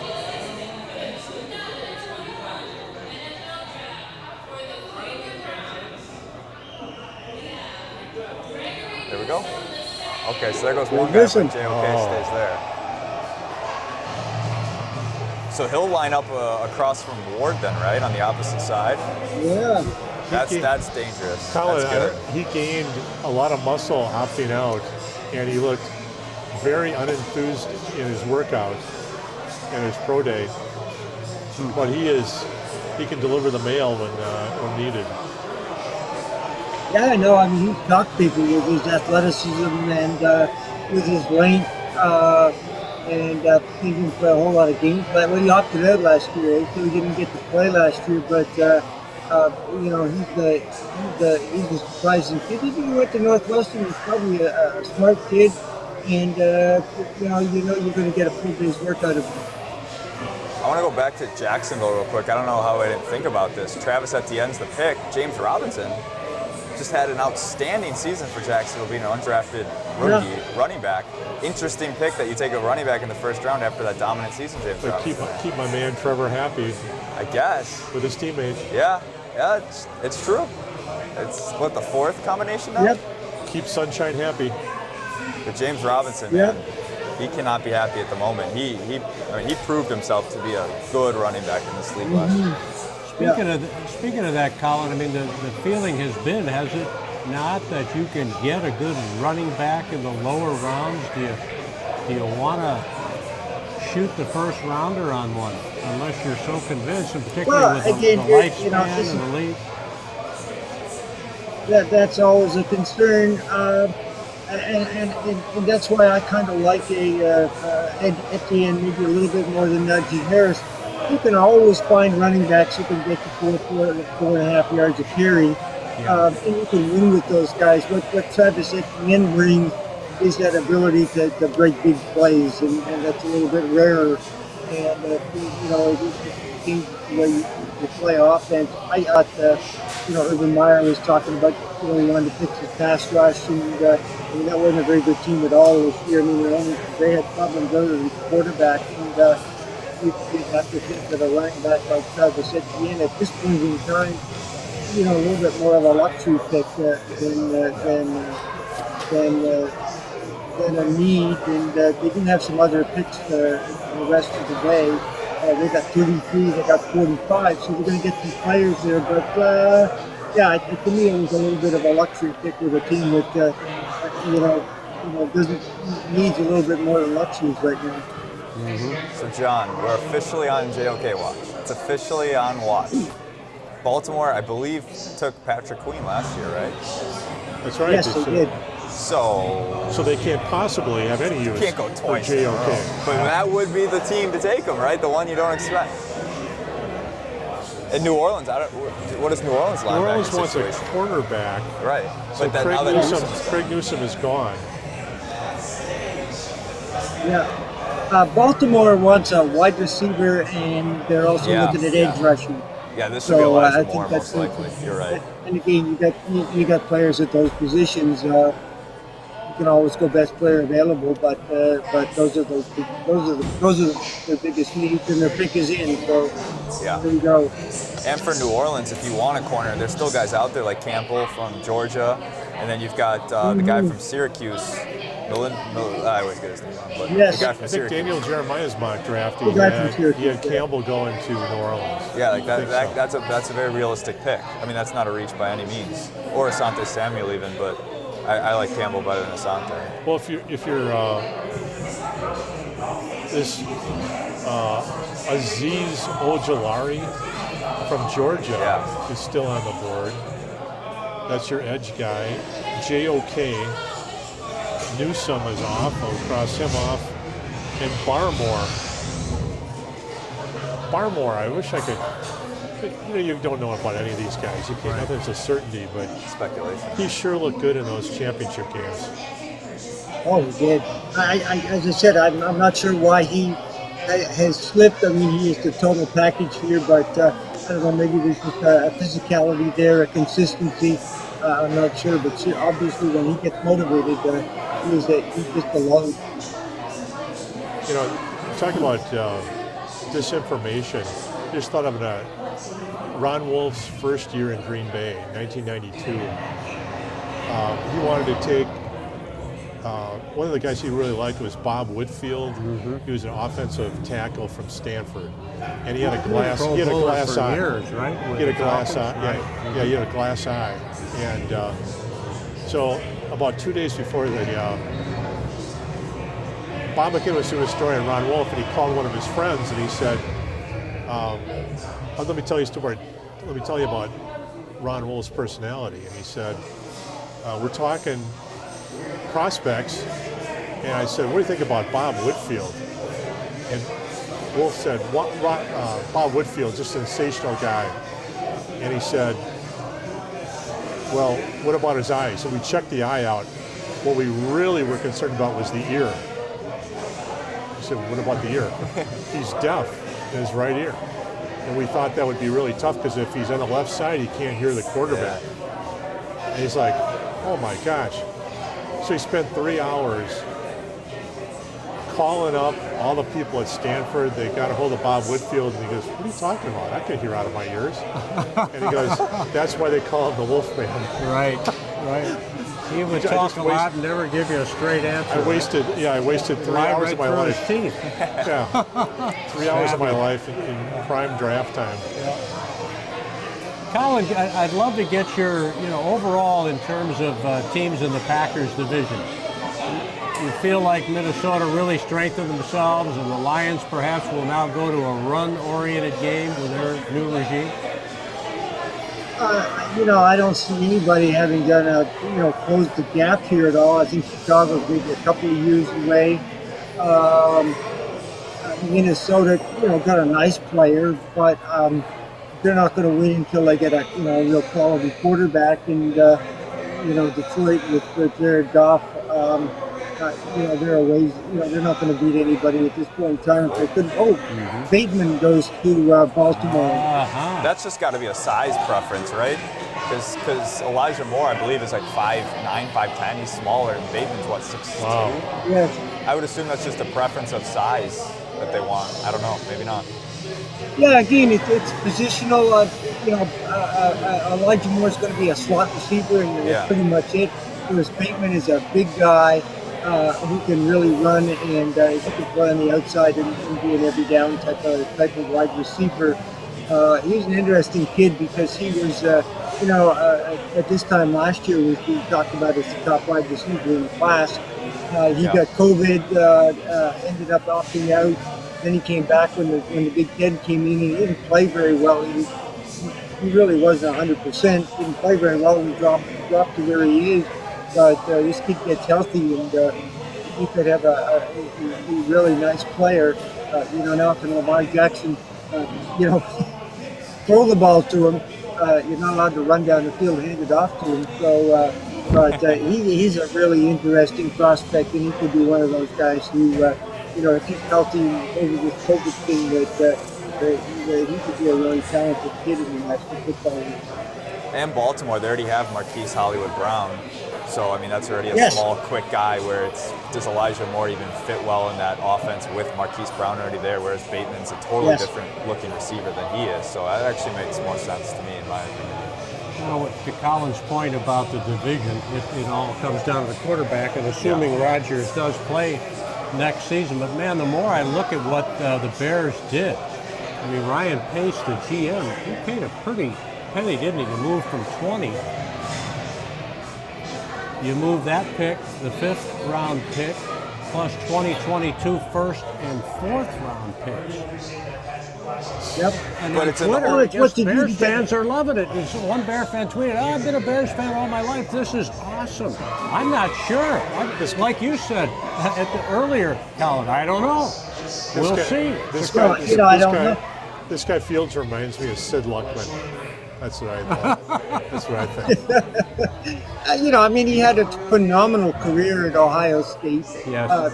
Phenomenal numbers. And of course, they're just down the road there in the Big Ten country, so everyone's going to be excited by him.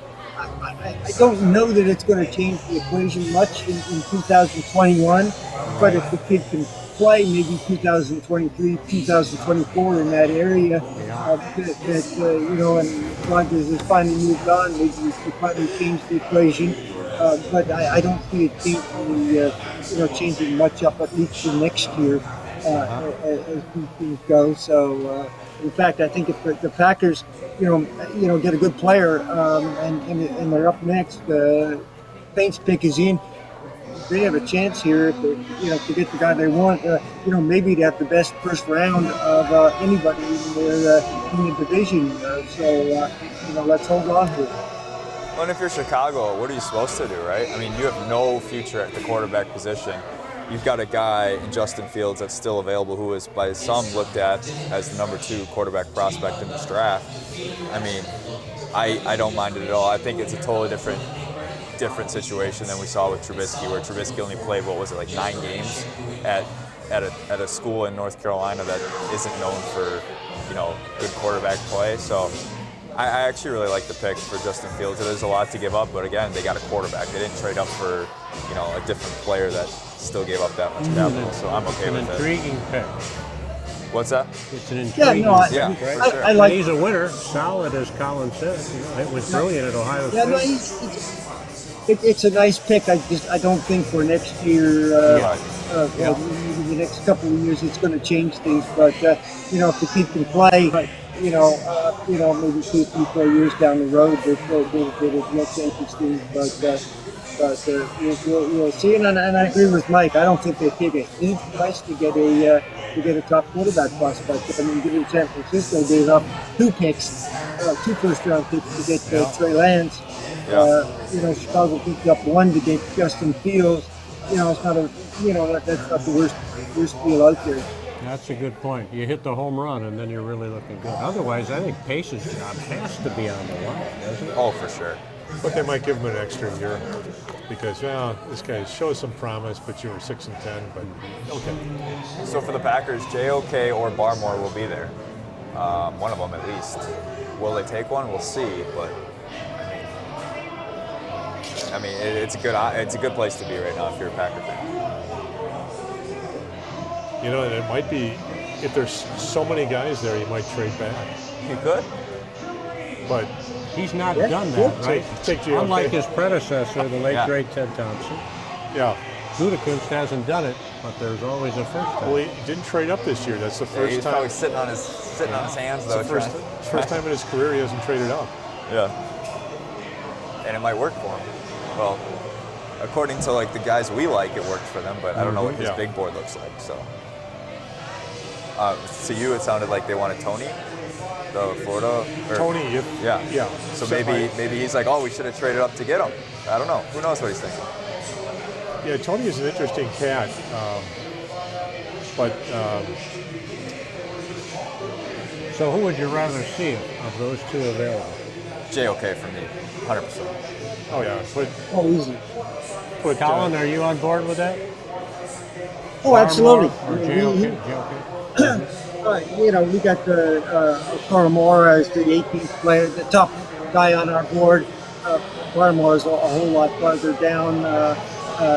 You know, Paramore is the top guy on our board, so we can't argue with that. You bet. We got Mary Poppins on stage, it looks like. Well, I was wondering if you get called up on the stage because you got a fancy costume, or how does that work? I have no idea.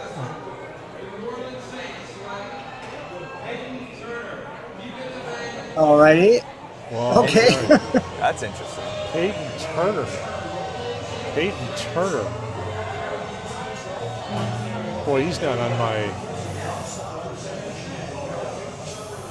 I bet you Colin Lindsay knows something about him. Yeah. Well, we know a little bit about him. I mean, he's a real late riser. He's a big, long, tall kid, 6'5", 270. He tested really, really well, but you know, plays at played against a lower level competition. Has a real nice future, a nice upside. The issue was that, you know, I mean, he was probably considered to be at best maybe a late second rounder, possibly a mid-second rounder, but you know, this is a little bit early, although that's what they wanted to do, obviously. At 5 sacks last year, which is not bad, but it's not kind of record-breaking. So, you know, the Saints, another team that does tend to go off the reservation a little bit at times with their picks. So there we go. And now the Packers pick is in. So, finally. So we're good to go here. Yeah, so this was a They must have liked who got left on the board. Very quick turn, and it's either they were loving Elijah Moore, maybe, or JOK. I can't really imagine anyone else that they'd be smashing the selection for. Maybe Barmore, but I think they would think about that more than... They gave the card to Aaron Rodgers, who's now walking up to the microphone to read it. Then there'd be Elijah Moore, you'd think. I really hope it's JOK and not Elijah Moore. Yeah, if you go JOK, you can move Amos to another part of the defense and make him play in the box on the other side. And another thing about JOK is he plays special teams as well on the defensive special teams. He's a very, very good all-around player. He blitzes from the slot too. He's incredible. You need a Woodson. They have a Woodson-like guy. Yeah. He can do it all. He can cover. Yeah. I mean, I'm really excited if they're picking him. I'm a little surprised he's fallen this far. You called it before the draft started. Oh, I thought it'd be in mid-teens, but you guys hit it on the head. Well. Yeah, no, I mean, you know, let's wait till he's picked here. But right. I know earlier today there were people on my Giant fans friends were asking, you know, is Koromora a possibility at number 11? They didn't get a good response, but you know, you're even talking about it in that regard. So let's see where we are. I certainly thought so. I thought he'd go before Parsons. I really did. The pick is in. let's have a defensive playmaker. I mean, this is Or the definition Barmore, of or a playmaker. Barmore. I'd say JOK 90%, Barmore 10. No way they're trading down, or is it still Where's a Elijah Moore? possibility? No, No, trade that is down. in. Not now. Elijah Moore percentage? You didn't give me an Elijah Moore. Elijah Moore 1%, I'll Okay. say. If it is Elijah Moore, are you convinced that that is an act to make Aaron Rodgers happy? No, I think there's 24 million reasons to make Aaron Rodgers happy this year. And Okay. I just don't think. So if your source was correct, John, and where they wanted the Florida wide receiver, If those guys weren't there, right. yeah. I wouldn't think this pick would be made so quickly, right? If Right. Would they have made this pick so quickly for another wide receiver that they weren't necessarily honed in on? I don't know. Maybe. Yeah, you got me. 5'9", I'm excited. 185 for Very Moore. small, yeah. But he would fit LaFleur's offense, would he not? I think you can get. Absolutely. You think so, Colin? Yeah. John? But you can get those. Get those guys. There's that guy from West Texas. You can get those guys on D3. Wide receivers, you can get the speed guys. I think Donald Driver you can get in round 7. Yeah, you can't get a playmaker that can be all can't over get the GOK. field. Even you can't get in the second round. Let's see. I might clap if this one happens. I'm excited.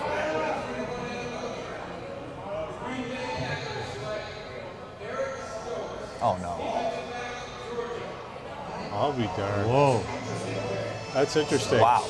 All right, Colin, we're waiting with bated breath. I don't know, Eric but- Stokes, quarterback, Georgia. We wait almost 4 hours, and this is who we get. What do you think of that pick? Are you surprised?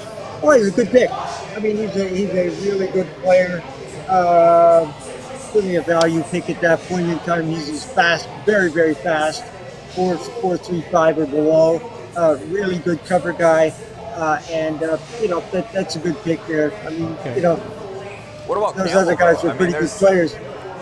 There's other corners not that I taking think turns. might be even better Yeah. currently available. Listen, guys, I'm going to have to go here. I have to run. Been a hoot.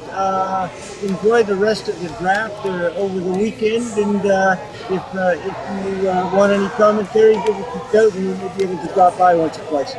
Terrific. Colin Lindsay, you're just a treasure. We appreciate you and look forward to being with you again. You're part of this team. We'll talk about that, right, John Dodd? Absolutely. And I Good to certainly. have you. Thanks, Colin. Anyway, listen, you guys have a great night. Nice to meet you, Mike, and we'll be talking to you guys again sometime. Super. Thank you. God's blessings Bye to now. you. Colin Don't love Lindsay, the Great Blue North Draft Report. Okay, well, Colin had to bug out, but he was pleased with the pick. I think we're all a little bit. I kind of got on your train, boys. Yeah. I don't love it. He's got decent size, so he ought to pair back there pretty well, right? Yeah, he's got size, speed, and the measurables. Little stiff. He's got a little butt. That was obviously an important pick because Even Alexander. I mean, do you like that tandem? Yeah, I like King. King will start, but this guy can play in the slot. They also might, but King is only a one-year wonder. Yeah. What you're hoping for King is that he comes in and plays like Jamal Williams did in the backfield, where he comes in great shape, and all of a sudden, his contract year, he's the man. Well, they needed the depth, obviously. I mean, that position pick, you understand, right? And I thought it was interesting that Colin Lindsay said there's a value pick at 29. Yeah. I personally think there's other corners that are better than him. But Campbell, I like him a lot. The guy from Syracuse that I will never be able to say his name unless he becomes a really good player. It's kind of like a Giannis situation. At least you don't have to worry about trying to say JOA. Right, yeah. J-O-K. And then Asante Samuel as well. I think, I don't know. Maybe you don't think you can get one of those corners in the second round, but you for sure cannot get JOK type player in the second round. You need linebackers as well. It's not like the corner position was that much more of a need than your linebacker position. You need both of them. So I think you just got to take JOK there, but maybe something's behind the scenes about JOK that every team knows because he's fallen, and maybe we just don't know what that is. I'm a little bummed. I'm a little bummed. I'm not gonna lie. Well, this has been an afterthought for the first 2 hours. It was Aaron Rodgers all the time, which, I mean, come on. But I'm looking. Bob McGinn had his section on the. If you read his section on Tyson Campbell, you'll feel a lot better. It says he might be the most explosive and sudden of all the cornerbacks. That's saying a lot. He's got instant movement. A little bit more of a reactor now. He's a natural feel guy. He smothers guys, hard to beat. You talking Stokes now? Yeah. Okay. In run support, he triggers and tackles strong. He's gifted. He needs some polish. So it's one of those guys where if you have good coaching, you can coach the guy up into something. Mm-hmm. Well, we've made the pick. Our producer Jason Ruck had us working like we were just humming. A lot of prep that goes into this, so we thank him very much. He is the catalyst for us. And Don Matovich is our guy here at DJs Goalpost. We're grateful to be back on board and hope to have plenty of show here from this incredible sports bar restaurant in Menomonee Falls. John Dodge, you're the incomparable one. And Michael Rachel, you're key. I can walk out for 3 or 4 hours and not be missed. We can go on for a while, but I think we're probably all ready to go. I think Packers fans are. I guess I would ask you to walk away and tell me what you think will happen with Aaron Rodgers.